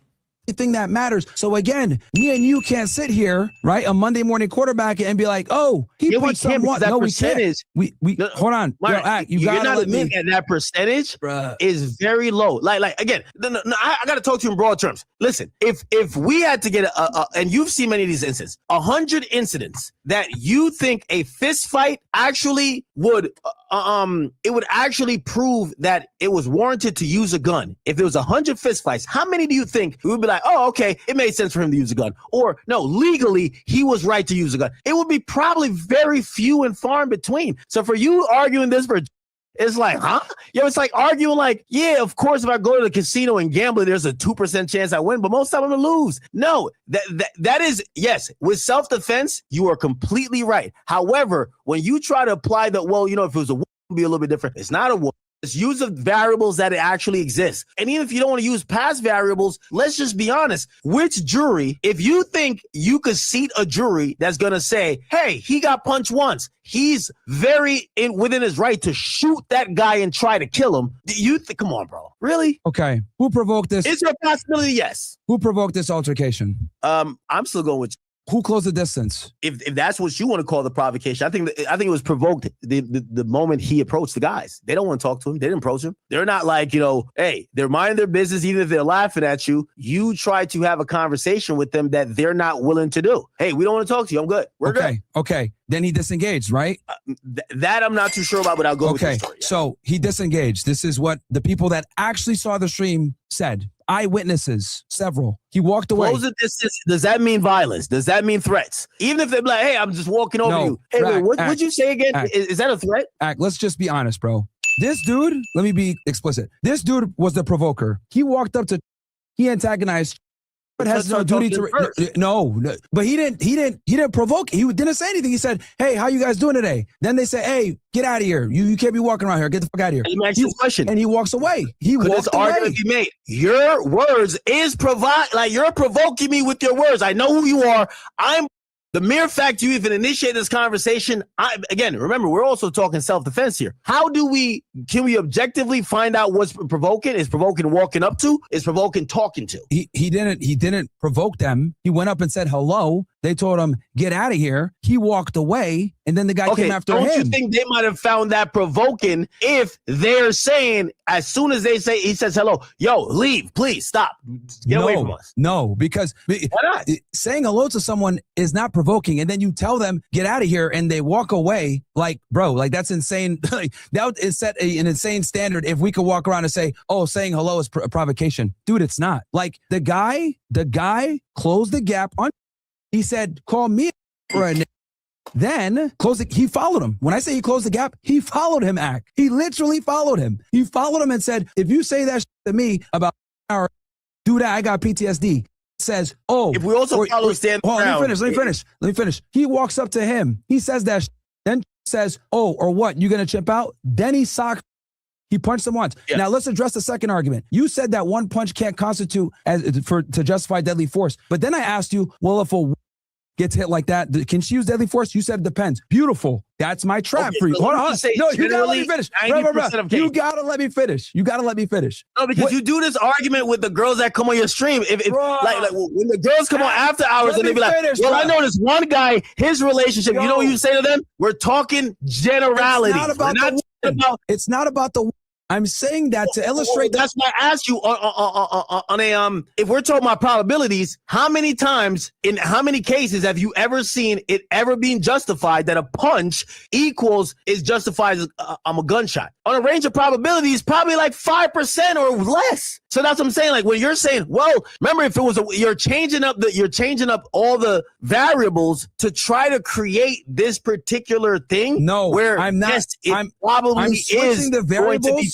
I'm switching the variable to show that your logic doesn't apply. Again, please let me finish, bro. I let you finish. We would have to switch the variables. Let me finish, please, because you're not letting me finish so I can bring this all together. You said a punch doesn't justify lethal force. I said fine. Then I brought, you know what?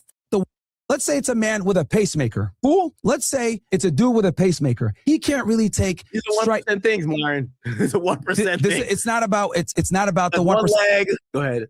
Let's say he has a pacemaker, right? If he gets hit with anything, the pacemaker can stop, right? You might say, does he have a justified use of deadly force, right? Because he could potentially get punched and his pacemaker go down. Would it be fair to say he can use deadly force after a punch? Yeah. Okay. So that's a pacemaker? Here's the thing. I didn't ask you that to see, does he have a pacemaker? I'm trying to illustrate that you just used the metric I've been talking about. Is it reasonable? And that reasonableness, hold on. That reasonableness act, this is so important. Please, bro, if you hear anything out from me, hear this. That reasonable standard shifts based on the person that used the force. Someone who's 6'3", 250 pounds might not be able to justify lethal force after a punch, whereas someone who has a pacemaker, a man, can justify it, or a woman who's 5'1". So what I'm trying to illustrate is the principle that reasonableness is what dictates if the shooting was good. Neither me nor you are in a position to say if was justified and it was reasonable because we don't know the facts at the time he pulled the gun. He could have seen a knife. He could have heard his buddy saying, kill that.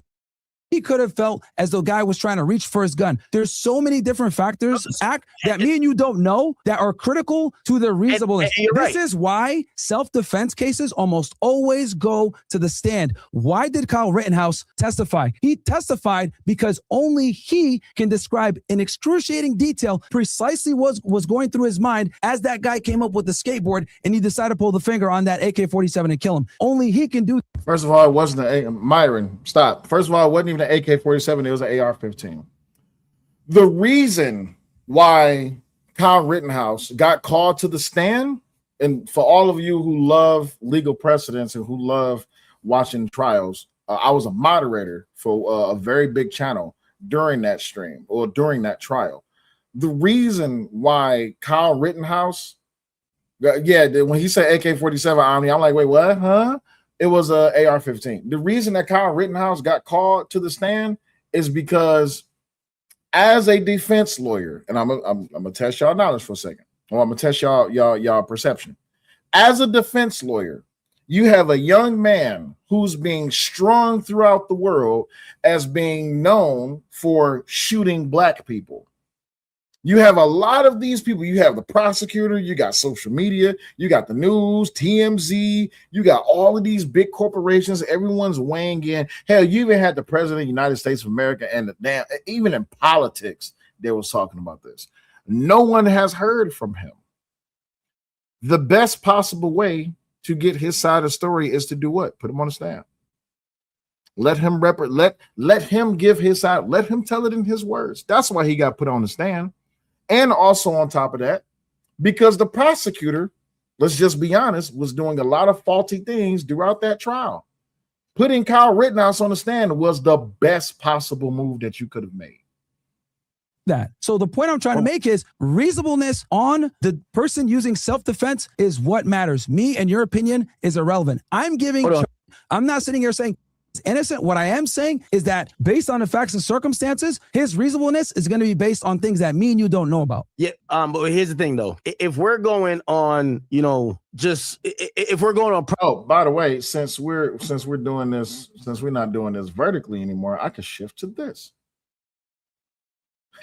There we go. Hold on. There we go. Since we're not doing this vertical anymore, I could shift to this. There we go. Probability. Sure. Just based on anything that you might know currently and cooked, right? Like, no, it's cool saying he has a 5% chance. Like, of course. Like, if he has like, yo, if you punch me in this corner of my mouth, my doctor done told me I'm going to pass out. I have a gun. He might kill me. So I shot him. Cool. That might be a really great defense. From what we know, this is a 6'3" white guy who looks like he got a little bit weight to him. It doesn't look like that if you get punched by a random civilian, you could use your gun. That's what I'm trying to establish. Of course, he might have some loophole. It's fine. I'm not saying he can't. What I'm saying is that let's not acknowledge that he did the right thing for the majority of people that are going to be in his position. He did the wrong thing. He should have squabbled up. But because he shot the guy, he's going to have to rely on one of these kooky that you described. Hey, he has a pacemaker. Hey, you never know. Maybe he thought he was like a girl and he can't deal with a punch.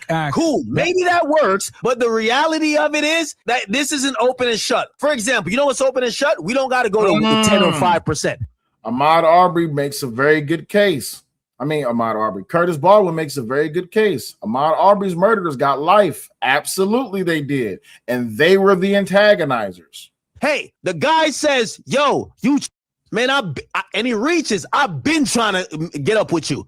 Pulls out, shoots him. That's going to be easy. That's a 90% chance you're getting off. What you're mentioning is that the guy couldn't take a punch, so he shot. Yeah, he's going to spend. Hey, shout out to my man. Hey, shout out to my man's Matt. Thank you for the $20 cash app. Greatly appreciate you, big homie. If y'all want to support the stream, y'all know we not monetized over here no more. So y'all can do it by way of the cash app. It is $SELLYOULIGHT. Appreciate you, big homie. Maybe millions in legal fees and probably still go to jail. What I'm telling you is that we don't know how many times he got punched, okay? He got punched one time and the camera fell and you can hear them struggling. We don't know if he got... Again.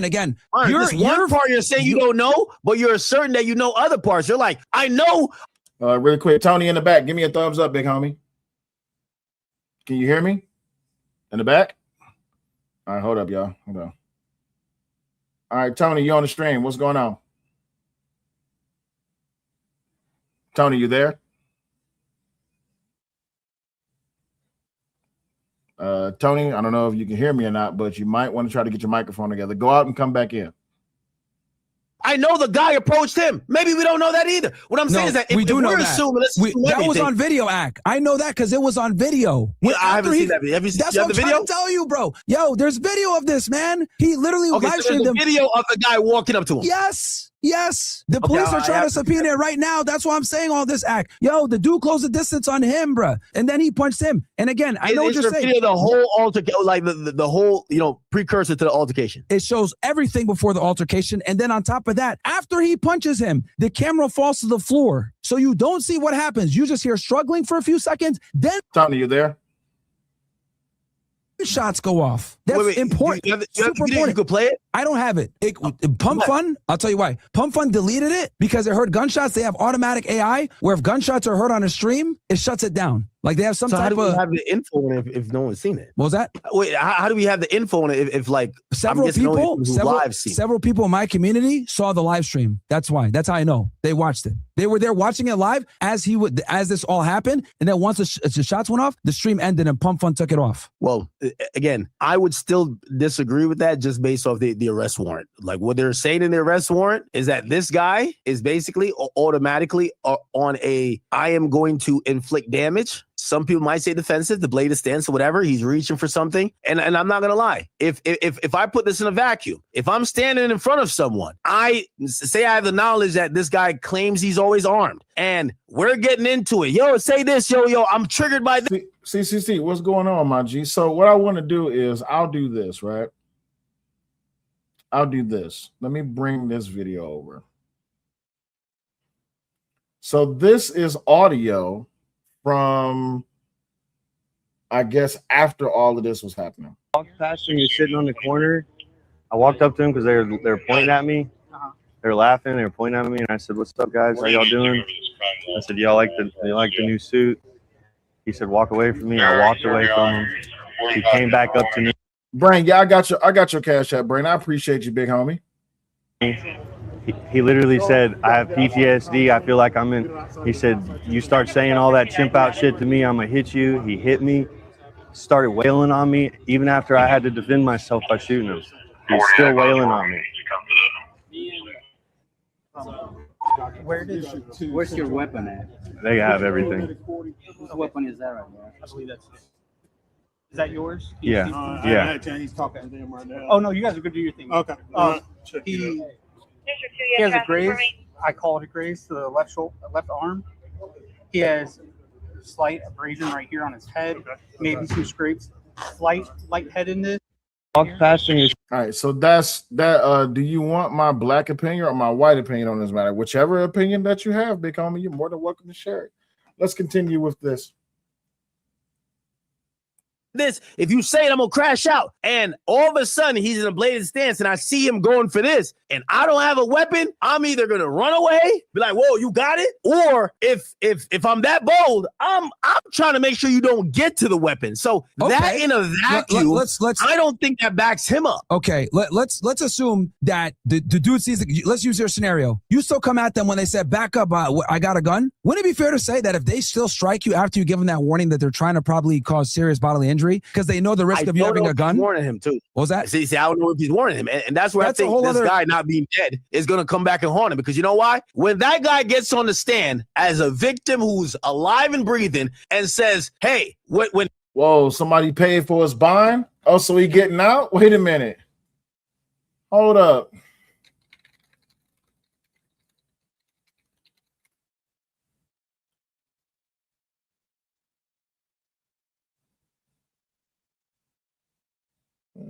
I don't see any word that his bond got paid for.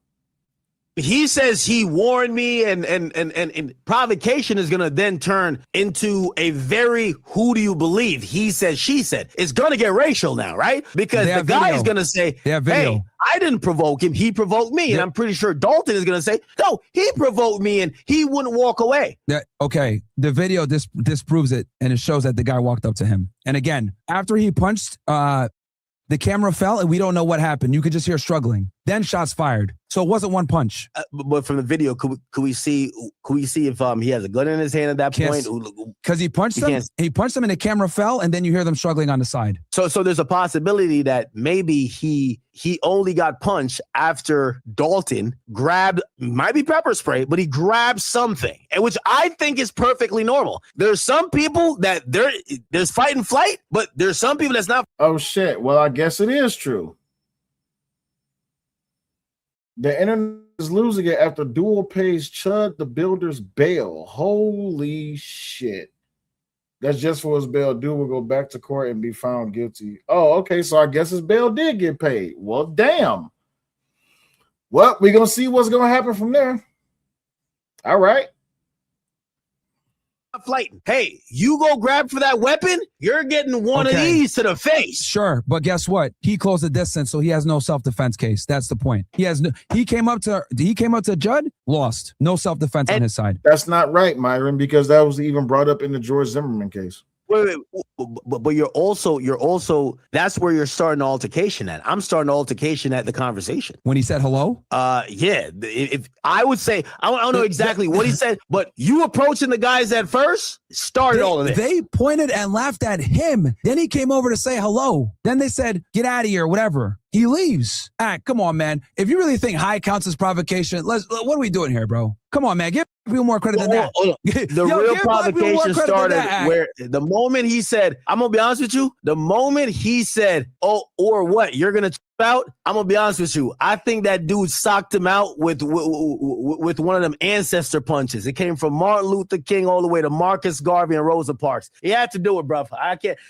Again, okay. So he provoked it then. He started the fight. Hold on. That dude Dalton. So who started it then? No, Dalton. Who started it then? Dalton should have realized. Dalton should have realized. Listen, you're not only provoking a person, you're provoking an entire race of people, bro. Your rhetoric and you are. Act no. Bad argument to make. No, it's not. You can't use that. You can't use that argument in this situation. No. You could have avoided it. Act. None of that has to do with this use of force situation, bro. You over here talking about MLK, bro. None of that has to do with this case. I'm not saying it was right to punch him, but I understand if Malcolm was like, "Yo, man, knock this bum out." Now, after he hits you once, if you Chud, that's true. I mean, CCD, that's true. When this falls to the jury, they will see Chud's internet personality and messages he wrote. Absolutely, they will. It speaks to character. You want to go with your 3%, like, oh, okay, but what about if he had a pacemaker? He could have been a girl. He can't handle a punch. If that's what you want to go with, by the way, if Dalton had beat him down, you know what I would have said? I promise you. I would have said, yo, y'all dudes pulling up on Dalton, better know how to squabble, because he's putting, you know what? You know how crazy it would have been if he beat that. But no, he pulled out his gun. He tried to shoot the guy and kill him. And here's the thing. I don't have a problem with you using your weapon because I have my weapon. And if I need to use it, I want to be able to use it. But don't use it because you're antagonizing and can't fight. You're too scared to fight. You're scared of anything physical, and you think that the threat of this thing on your hip is going to protect people from punching you square in the mouth. That's where he had it wrong. Okay, let me ask you this. Up with this guy, and if the guy reached for a gun, I promise you, I'll be like, yo, yeah, that guy shouldn't have reached for a gun. They know how Dalton get down. Dalton murdered him, left his brain on the pavement. I wouldn't like it, but I'd be like, yo, it is what it is. The guy never pulled a gun. Dalton is an entire. He pulled his gun, and because he can't handle one of these, I'm telling you, it was like an ancestral. So act again. We gotta. Okay, bro. I know you're trolling now at this point, bro. You're trolling. You're on the Henny right now, bro. But bro's talking about Martin Luther King and the punches like that. Yo, act. Come on, man. Let's be serious. In this case, these facts and circumstances, basically, are you saying people can't have accountability, bro? If you say chip out, they're gonna hit you. Like, come on, bro. Like, you're perpetuating the stereotypes of everybody says, bro. Oh, are you gonna? When he punches him, like, bro, this is why people are tired of niggas, bro. Mayo, what's going on, my G? Gotta keep it 1,000. This is why people are tired of blacks. They can't even take accountability. Imagine a world where saying, "Hey, you gonna chimp out?" is fighting words that justifies getting punched. What? I'm gonna tell you what world that is. The world is every time I've watched Sneeko, he's like, everybody hold hands, let's come together, let's pray to Allah, this and third. And then I looked over. They put his face on a bomb, okay? So in the real world, I haven't seen Sneeko done nothing to nobody, but they'll put his face on a bomb and drop it on a city. That's way less than some guy saying a word and getting punched in the face. Yes, when you have words, even if it's not violent, other people meet those words. If they feel what you're saying is violent or disrespectful or offensive, they meet that with violence, okay? It's not people, because let me ask you a question. Do you think what that guy did to Chud, I didn't know was putting Sneeko's name on bombs. What do you think is worse? So when you say that only people do that, it looked like other people do it too. All right, I think I could Google it. They put Sneeko's name on a bomb, and Sneeko I've never seen him physically harm anybody that's. But you know why? He got the rhetoric that they don't like. It's offensive to them. And in their response to that offense is not by saying, you know what, we're mature. Yeah, but I don't understand the argument that Ack is making here. They put Sneeko's name on the bomb. Sneeko didn't ask him to put his name on the bomb. Okay. They're saying, put his name on a bomb and let's go kill some people. That's true, right? Act, they put my name on a bomb too. They think the same about you. That's what I'm saying. So what I'm saying is that you're saying is only people that are triggered to violence. Well, what about the people that you have what up, though? Rhetoric that don't go along with them? They put y'all names on bombs and inflict violence with it. It's not just people, it's everybody when it comes to offense. People just think that people are and they should not be able to do anything when they're offended. I hate that Ack is making this argument. You know why? Because what you're doing is you're justifying people's actions based on how they feel. You know why I'm bringing this up? Because Charlie Kirk was assassinated based on how people felt. Mayo says, so writing a name on a bomb is violence? According to Act, I don't know, but hearing as to all of what the people are saying online, they feel that Charlie Kirk was justifiably assassinated based on how they felt. But when you offend people, your name is on a bomb. Okay, so let me just be right. Let me get this straight. Are you comparing a self-defense case to a geopolitical quagmire in the Middle East? It doesn't start off as a self-defense case. It starts off as one man trying to have racial division. One man who's trying to offend a whole different race. You're comparing Israel-Palestine to this? Yes. Hold on. All right, wait. Hear what I'm saying. Sneeko is a irrelevant commentator. Why are they putting his name on a bomb? Just like how is an irrelevant streamer. But you know why? Their rhetoric matters that much to the offended people that your name is on a bomb. This guy's rhetoric matters that much. That's why you're getting punched in the mouth. Yes, it's the same thing. I get it. You want to say this thing overseas is bigger? Granted, I get it. It just boils down to one self-defense case in this situation. But the point is this. If you picked any group of people that have any self-pride and you pick on them and you target them with racial epithets, if you target them with slurs and you try to offend and oppress them, especially using language, at some point, they're going to slap you in your face, punch in your mouth. Academics. You're making the case as to why it is that the woman hit you. You're also making the case to why it is that a lot of women online behave the way that they do. But you're also making the case as to why a lot of men online behave the way that they do. So, based on how people feel, should violence be an influence?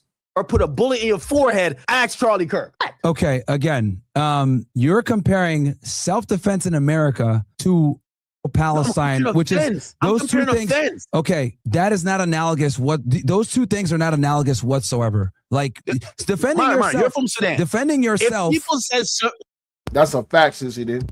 If defending yourself in a fight is not the same as a 100+ year war. Not the thing. It's the offense. It's the offense because Sneeko has never fought. Here's what I'm saying. What does it have to do with self-defense though? Hear what I'm saying. No, hear what I'm saying. I'm not justifying why somebody punched, but it's the reason why you said people, that's it. Like, are they not mature enough to not do that? And I said, every race or group of people, when they get enough disrespect, they react violently. Like I guarantee even your people of Sudan, if the disrespect either from neighboring countries or whoever they've, been into it with got to a certain level, violence would occur. So I'm not defending violence, but to act, and this is Sneeko's point, act like, you're justifying it. You're not defending it. You're justifying. Hey, I'm not agreeing with Myron, but what I'm saying is you are justifying your act. You're saying that just because if people reach a boiling point, that they're going to do some things, and that the reason that they do the things, the result is going to be whatever happens, and it's okay. That's not right. Random Independent says, why are we watching two bums debate? Because it's content. Justifying it, and that's my point. No, it's not justifying it. It's understand the realities of the world, right? The realities of why Sneeko says, hey, well, listen, why is the FBI publishing this manifesto of the San Diego shooter? Well, didn't you also say that shouldn't mean nothing? So who cares about that's not my argument. Again, Ak, I'm trying to be very patient on this and just keep look, we are talking, we are debating self-defense in a specific case based around a specific individual in a specific case with a specific pattern of facts. We are not talking about Palestine. That is completely not analogous to the situation. Also Random Independent. You said bums debate. You know what channel you be on? Argument is if you talk shit about a people that have been oppressed. Hold on. Your argument, let me make sure I have this correct. You're saying if you talk about a group of people who have been oppressed, you deserve to get assaulted. Is that your position? No, I said at some point you're going to run into someone who will assault you. Fair. That person that assaults you, shouldn't they go to jail? Depend on what disrespect you're doing and how. No, stop. No. And again, Ak is walking into a trap on this. And the reason why he is because a simple thing, just because I offended you does not give you a right to assault me. I think everybody can agree with that. If I offend you, that don't give you a right to assault me. That's not how that works. And also, I'm going to defend myself if and when you assault me. By the way, y'all know the link is pinned if y'all want to join. But random independent, we're talking about we're comparing the contrast between the Karmelo Anthony case and the Chud the Builder case. Myron. You're feeding into it. He didn't disrespect them. Hold on. He didn't disrespect them though. For example, he didn't disrespect them though. He walked away. He walked away. For example, if this guy was just online, there's another guy. No. Hold on. Hold on. No. We're gonna get into that. We're gonna get into that. Bro, he didn't provoke this guy. Wait. No, Myron, we're gonna get into that. What I'm trying to say is that you can't grandstand and then not deal with what you said. If Chud the Builder walked up to these people and he said, "Hey, I want to have a conversation," they said they don't want to have a conversation, and he walked away, and the guy followed behind Chud. What are you saying? There's another guy. He even fought on Aiden's brand risk event. He's not outside provoking black people. He stays in his room. He gets on. He says whatever. Like, people don't like, right? Mm-hmm. But there isn't this guy who's now provoking maybe a possible physical altercation, because he understands the more you say that you keep stepping outside and doing it in people's faces. Yes. By the way, I've always said the person who's going to do something to this guy, they're going to acknowledge that they're getting an assault charge. Of course. Yes. They're going to say, AR, what up, though? What's up, man? What's up? How's your evening going? Going good. What's going on? Not much. Just ate some burgers. What you got about this whole thing? Man, the Karmelo situation, I know his trial is in like June or something, if I'm not mistaken. It's coming up, actually. Yeah. We're damn near in June. That's crazy. But I didn't think his situation was self-defense from what I remember of it. I remember, being on that quote unquote other channel, as you put it, talking about it with people, and most people didn't really agree with me. I don't think his situation was self-defense. Everything I've heard about this Chud situation seems like it also wasn't self-defense. So I don't know. I guess there's like a big overlap between those that say Karmelo's situation was self-defense and Chud's wasn't. Yeah, that and they're comparing the fact that Chud's bond is $1 million. It was 1.25 million, got reduced down to $1 million. And Karmelo's bond was $1 million and got reduced down to 250,000. And Karmelo actually took someone's life, and Chud didn't. Chud just shot somebody. He killed somebody. Mm-hmm. So now there's going to be a racial divide between the people, to where they're saying like, hey, why is it that because he's white, let's just be honest, that's the argument that they're making. Mm-hmm. Let's just be honest, because he's white, y'all keeping him in jail. But when the black kid did it, y'all let him out of jail because he's black. Mm-hmm.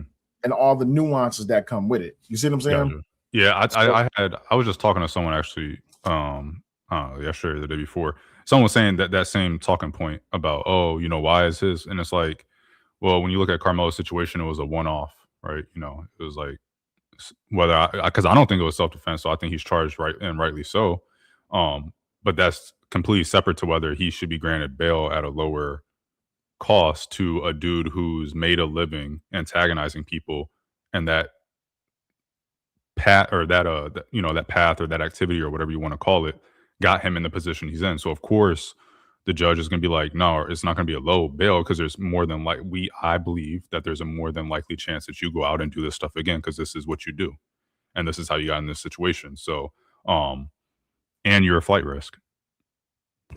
Well, and see, that's the argument that's being made, right? So I'm more so brought it to the front. I brought it to the front because of this.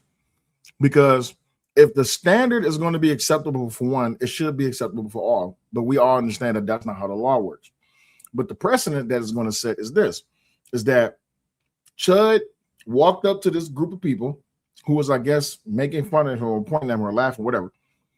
And he said to them a few words, and they said, hey, don't talk to me. We don't want to talk to you. So he walks away, and this guy follows him and says, hey, by the way, don't be coming at me with that chimp shit, because I got PTSD and that makes me snap out. And Chud says, well, what, are you going to snap out? You're going to chimp out? And the guy punches him. His bond should not be at $1 million for some people. In the Karmelo Anthony situation, he was up under a tent. They told him to move. He said, I'm not moving. I guess they go to move him. He says, touch me and find out. They touch him, he end up stabbing him and killing him. The problem is that I don't know if you heard this part yet, but now I guess the judge said that he can't. I'm talking about Chud the Builder. He can't have access to the money that's been raised on GoFundMe or GiveSendGo because that's an outsourced money. He can't use that to defend himself. But for all this time, for Karmelo Anthony, they have been fighting, teasing back and forth, saying that he should be able to use the money that's raised in his defense for his case. Mm-hmm. But a lot of people forget, even in Kyle Rittenhouse's situation, there was money raised for his case. Could they use it? So it's more so just drawing a distinct difference as to why it is that, you know, just because it's race or skin color or creed, people feel the way they do about these cases instead of just actually looking at the case for what it is. Mm-hmm. You know what I'm saying? I feel you. Yeah, and even in this debate, Myron, of course, is defending Chud the Builder, and Ack is not defending Chud the Builder. He's more so just calling out the nuances. But the problem is when it comes to social media, just because you're black, you've seen it. You've been involved in these conversations. Carmelo's black, so he's innocent just because he's black. Well, Chud's he's guilty just because he's white. Wait, what? Mm-hmm. But we always talking about systemic racism. So if it was systemically racist for Carmelo's bail to be so high, isn't it racist for Chud's bail to be high too? Are you asking me or are you playing devil's advocate? Yeah, I'm asking. Not necessarily. Especially with, you know, I don't know where Chud. I don't really know too much about Chud's situation. Just from what I've heard, it doesn't sound like self-defense. But I don't know what state it was in. What state was it in?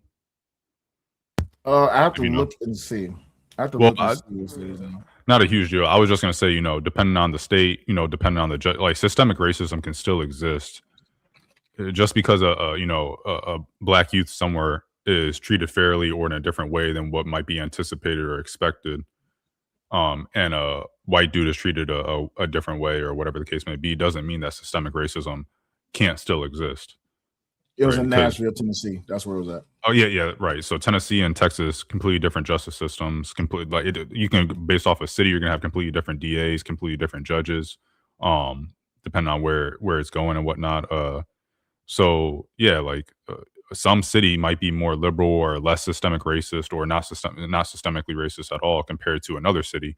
So cross comparing them like that, I don't think is a good idea. And I don't know enough information about either of the cases to really, put a stamp on anything. But right now, I'm gonna tell you what triggered this. Right, I was scrolling through Facebook and I seen a post, and the post is that black people were celebrating the fact that Chud's bond has not been reduced.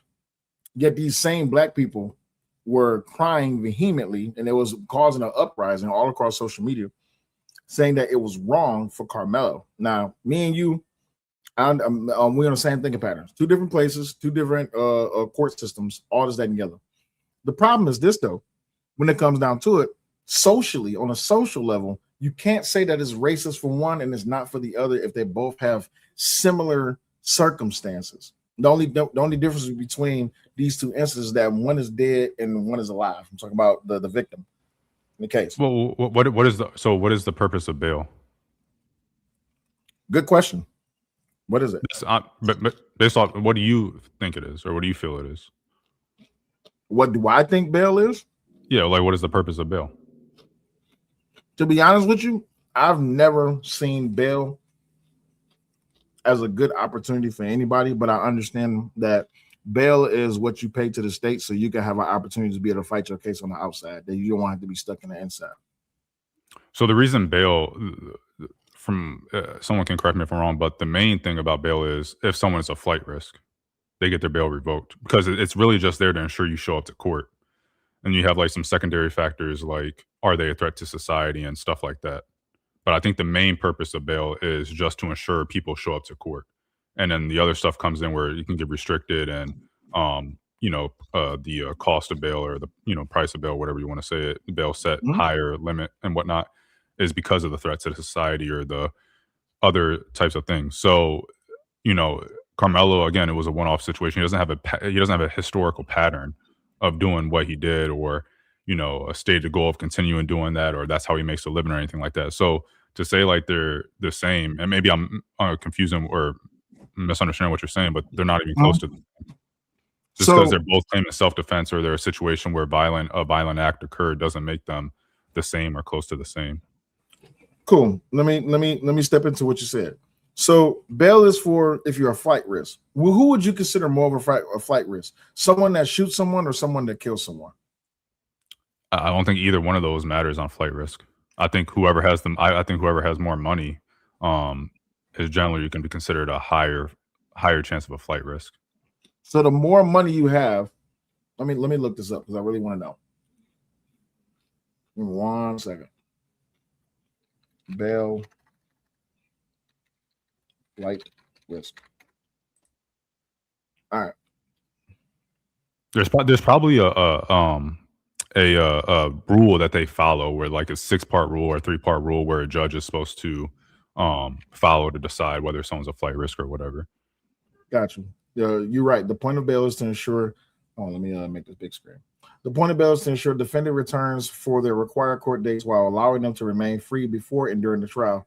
It acts as a financial collateral. If the defendant attends all hearings, the money is returned. But if they flee, the money or property is forfeited. Here's a breakdown of how it works.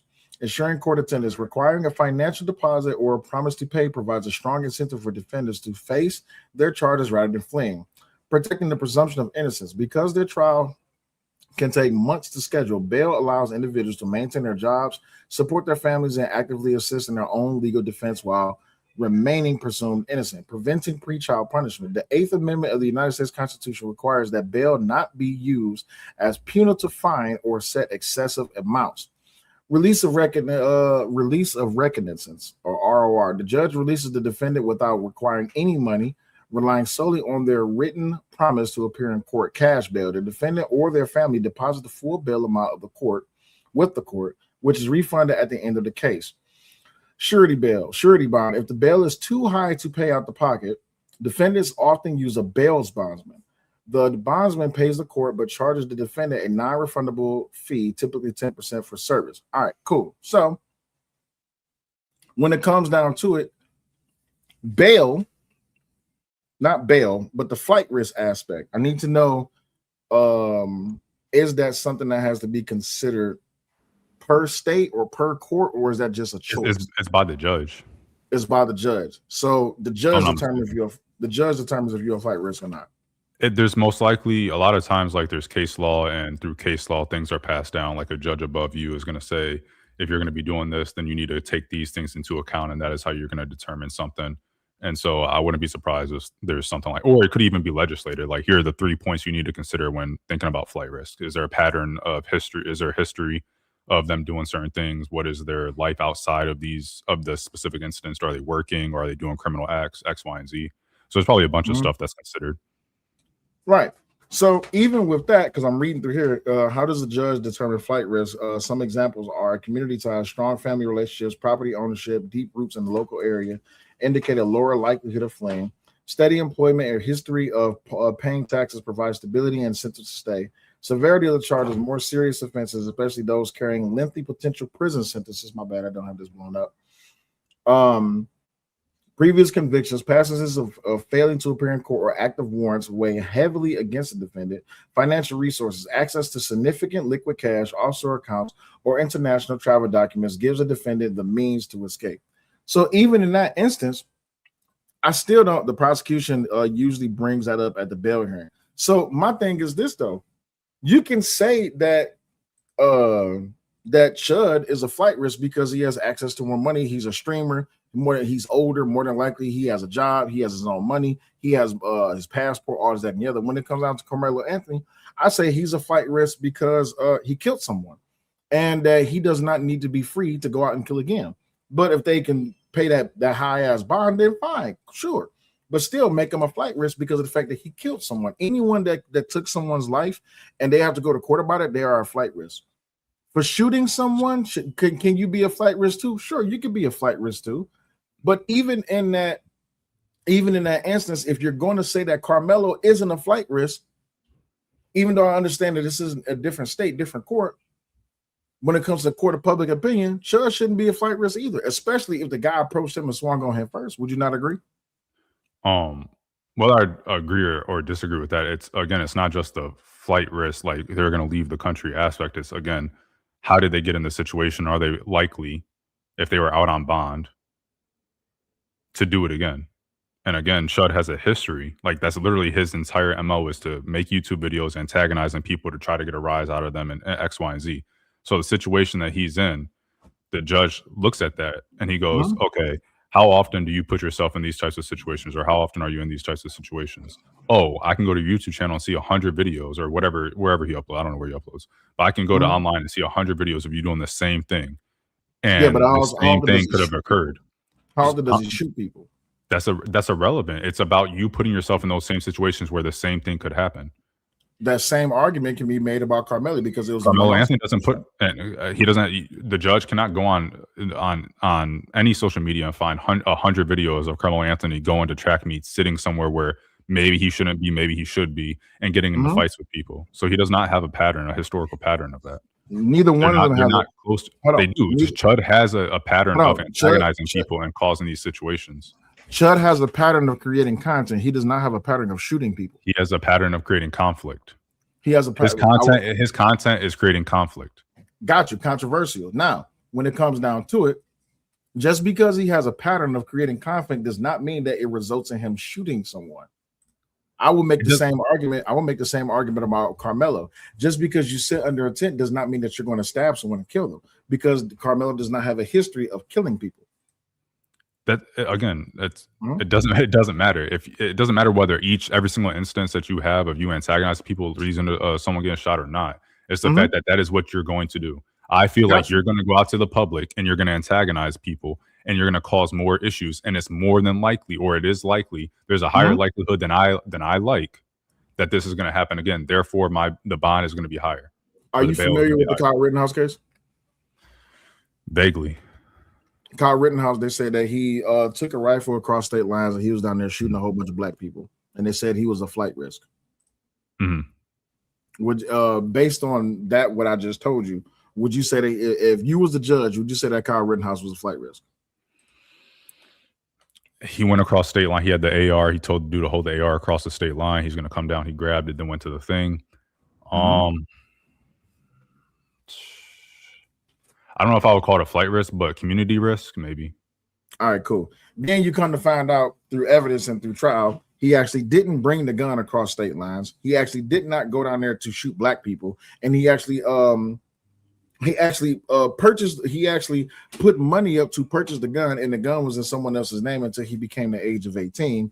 And that he actually did not shoot one black person at all after social media, politics, and everyone else in music said that he was down there shooting black people. He only shot everyone. I didn't hear him shooting black people at all. Oh, yeah, it was. I could play the clip. I'm familiar enough with his case. I thought you meant like the actual details, but yeah, I know he was attacked with somebody with a skateboard. He blew off someone's hand. He killed one or two. Or I'm sorry if I can't. I'm sorry for saying that. I'm not monetized. It's okay. Oh, okay. He killed one or two people, and the dude with the skateboard got his, I think his hand shot off or some stuff like that. He had given the gun, the AR to someone else, and blah blah blah. So I'm familiar enough. Again, the thing with him is that his stated goal was to, in his head, it was the inflammatory remarks from Trump about, oh, these people, and well, whether it's just that or whether it's the news and it actually happening or whatever, kind of irrelevant, but. These businesses are not going to be protected, so I'm going to go protect them. I'm going to go be a vigilante or whatever. So, again, it's not necessarily about the flight risk. Does this judge think that if he's out on bond or out on bail, that he's going to go to another city and try to protect it again? That's where it is. So, right. But then you have Carmelo's never had a stated goal of, oh, I'm going to go to a track meet and cause some ruckus or be like Chud and just antagonize people. What is the justification to reducing murderers, or someone died? What is the justification to reducing their bond down to $250 other than the fact that the judge was black and she felt sympathy for me because he was black? $250,000 or $250? Well, I mean, whose bond was $250?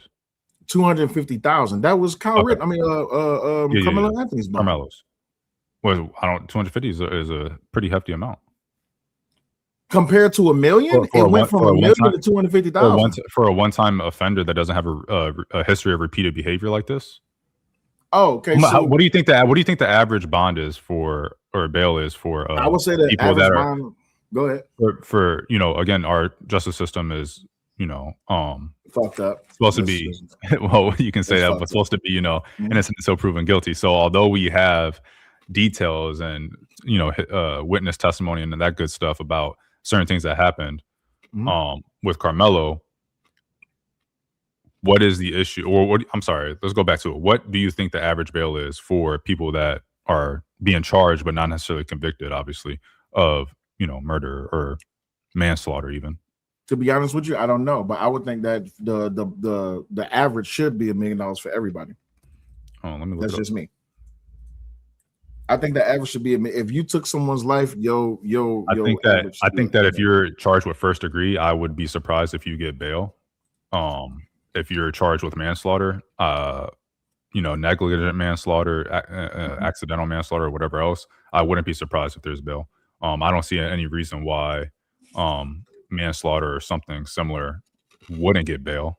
If it's first, second, premeditated type shit, yeah, I don't know. I would think that their bail is extremely high if they get any bail at all. And so with Karmelo, he's not his situation. I don't think anybody can say in his situation that it was premeditated. So at worst, he's going to be charged with manslaughter. And I don't even know if you can say. Obviously, it's debate about whether certain individuals think that it was intent to kill. Others will say no, it wasn't. We can get into that, but originally Karmelo Anthony's bail was $1 million, and it went down to $250,000. Yeah, so the initial bail is going to be probably without mitigating circumstances, and then the judge is going to hear it, and then they're going to decide whether it should be lowered, stay the same, restricted, whatever the case may be.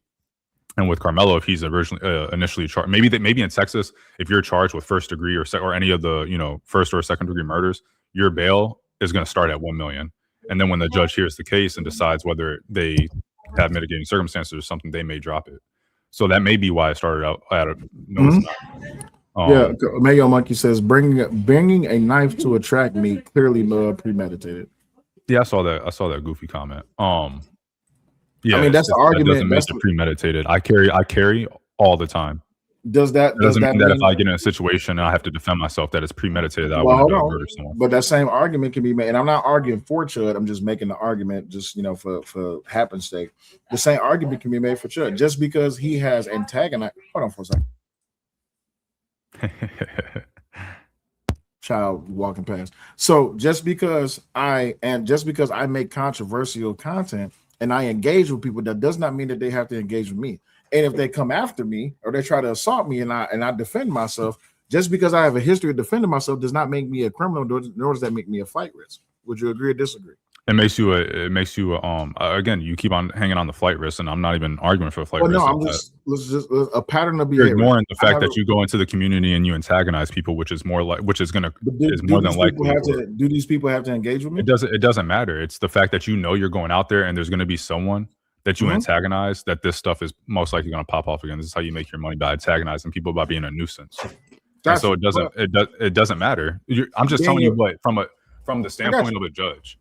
I got you. But being a nuisance should not be a determination on whether or not, if I'm that bad of a person, that my bond needs to be either so high or so low, or I need to be let go or stay. Again, if you are constantly doing the same behavior that got you in the situation you're locked up for, then yes, that is going to come into play. I don't know why you don't think so.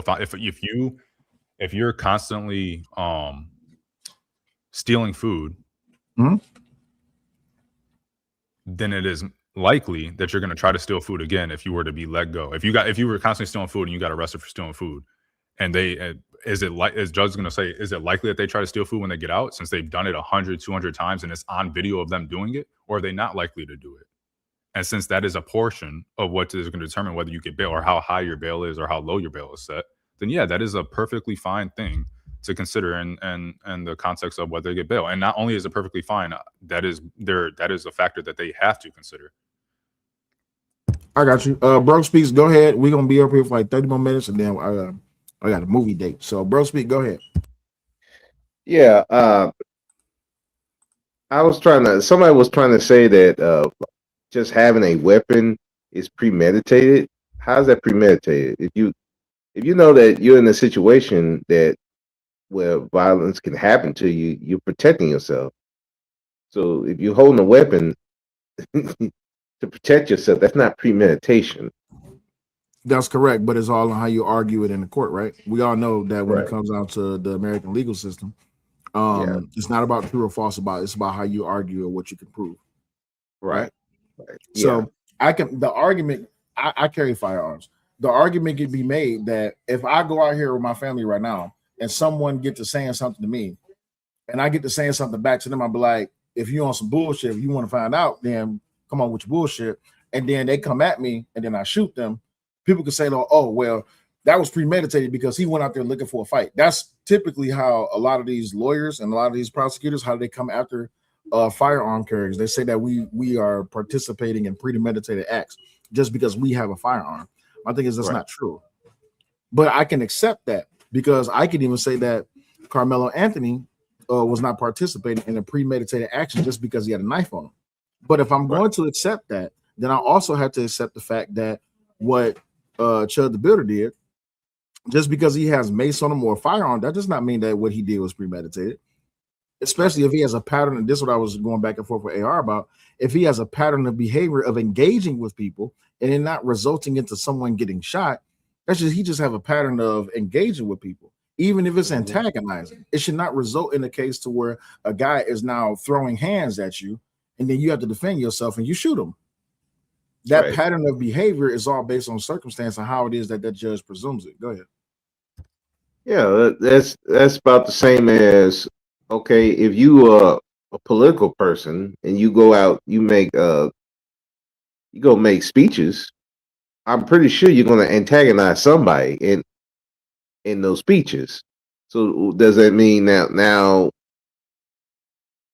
if he protecting himself, now he can't do that because, well, you make speeches that antagonize people, even if it's you saying the most mundane stuff, somebody's going to be antagonizing because they might not just like you as a person. Well, that was the argument that DJ Academics was making about Charlie Kirk, right? Yeah, because what people assumed what he's saying was offensive, then he got what he got, and it was justifiable, even on a social level, that what happened to Charlie Kirk was justifiable because he offended people. My thing is being offended a form of assault. Just because I offend you, that does not mean that you should assault me. Can you assault me? Of course, if you choose to. Should you? Probably not, just because you're offended. You see what I'm saying? Yeah, I thought that was a terrible argument that he made because it's like, I mean, I work in an environment where I get antagonized a lot. But guess what? If I swing on that person, I'm going to be in the wrong. Right. Because his words doesn't mean I get to swing on him. Right. Because words should not equal out to violence. And when it comes down to it, in this particular situation, just like go ahead. Why words can? All right. So what were your guys' stance? I didn't say can't. I say it should not equal. Well, I think it should in some instances. So what was your guys' stance on, for example, I think it was Philly or New York or wherever it was, where the dude was on the threatening people or saying threatening words using threatening language, and then the ex-Marine choked him out. He ended up passing away. What was your guys' stance on that situation? Because he didn't put his hands on anybody. Was that Philly or was that New York? It was one of those places that I don't want to live. I think it was New York, and I know what you're talking about. Yeah, we're not talking about the cigarette guy, is we? No, the guy he who was selling like, cigarettes? I'm gonna kill for some food or something along those lines. Yeah, that guy. And they started fearing for themselves. I'm not familiar with that. I know what he's talking about, and I would say on that instance, yeah, that's a threat. Okay, we're not talking about. You should be able to defend. You shouldn't. My point is that, or my thing is that you shouldn't have to wait to defend yourself until someone punches you in the face. If they say they're going to punch you in the face, or if they say something that hints at that, if they're making movements towards doing that, you should be able to defend yourself. Okay,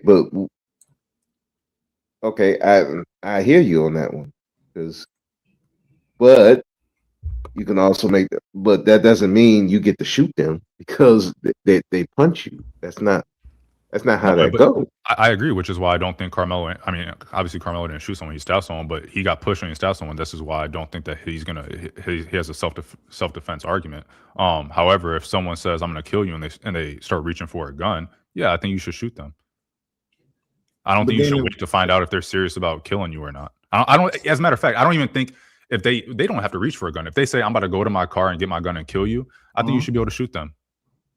Now, yeah, and you shoot this guy, and per the investigation, they found out he never had a gun at all. You should get what's coming to you, right? I'm going to get what's coming to me by the jury. If the jury says, hey, if the juries think like me, he's going to get off. If I'm on the jury, he's getting off. Gotcha. So let me ask you this question, right? I'm sorry, brother Speed, go ahead. Yeah, but here's the problem. Okay, that's after the fact. You don't know if he got a gun or not. So now it could have been an empty threat. And the jury's going to be like, well, you didn't even check to see he had a gun or nothing like that. And he walked off. Now he come back. He looked like he pulled something. Okay, well then, yeah. But if he walked off, you just shoot him in the back or something like that before he even attempted to go get the gun. Well, if you shoot anybody in the back, you're gonna have a hard time finding self-defense. Yeah, well, yeah, in the back, or you just shoot him anyway. Just maybe the not back necessarily was the wrong thing. Not necessarily. That might not be the right term. I probably apologize. Well, but if you break in my house and you're on, and if you break in my house and you're on your way to my daughter's room, and I shoot you in the back, I can easily justify that. If you're running out of my house and I shoot you in the back, that's a different story. You see what I'm saying? Right. I see. What the judge thinks or says is irrelevant because those are all going to a jury. And so it depends on how your lawyer argues and how the prosecution argues. And if I'm on a jury and someone breaks into someone, this is just me personally. If I'm on the jury and someone breaks into somebody's house and they get killed over it, I don't care whether they shot them in the ass, whether they shot them in the back, whether they unloaded the whole clip. You're not guilty in my eyes. Gotcha. And but the law might say something differently. Then I don't have a problem with the law. What the law says, the jury has the final say. That's the great thing about juries, is that a law can be something that society doesn't agree with, or that local society, wherever they're being tried, doesn't agree with, and they're going to get off. Well, this is why they say if you're going to shoot, you got to make sure they're dead. You don't shoot the wound, you shoot the kill, right? Right. So the thing is, even where Chud fucked up in this situation, he wounded the guy. He didn't kill the guy. And I'm not saying that he should have killed him, but when it comes down to it, he shouldn't have. If you was going to do something like that, you got to make sure that they did. Because now, here's the other side of the argument. If you shot to stop the threat, why didn't you kill the threat? You see what I'm saying? Because the threat was stopped. That doesn't, just because I shoot you in the foot does not mean that you're going to stop. No, but you shoot, and if there's no further movements or actions towards aggression or whatever, you can say, hey, I stopped because when I shot him, he stopped moving or whatever. This is going to be your argument when you're on, if you decide to, take the stand. But at least this is what your defense counsel is going to argue. Some of the lines of like, he didn't want to kill him. We know that because, he shot one time. And after he realized the threat was neutralized, he stopped shooting. He stopped, defending himself at that point because there was no longer any defense needed. Y'all getting ready? Okay. All right, y'all. I gotta go get showered up and get changed up. We about to go to the movies, and we gotta go take care of some other business. But I appreciate y'all coming up. Thank y'all for stopping by. I appreciate you, bro. Speak. Everybody in the chat, appreciate y'all stopping by. We about to go ahead and get up out of here. I appreciate y'all. Yes, sir. Appreciate you. Have safe. No problem. Safe. Take it easy.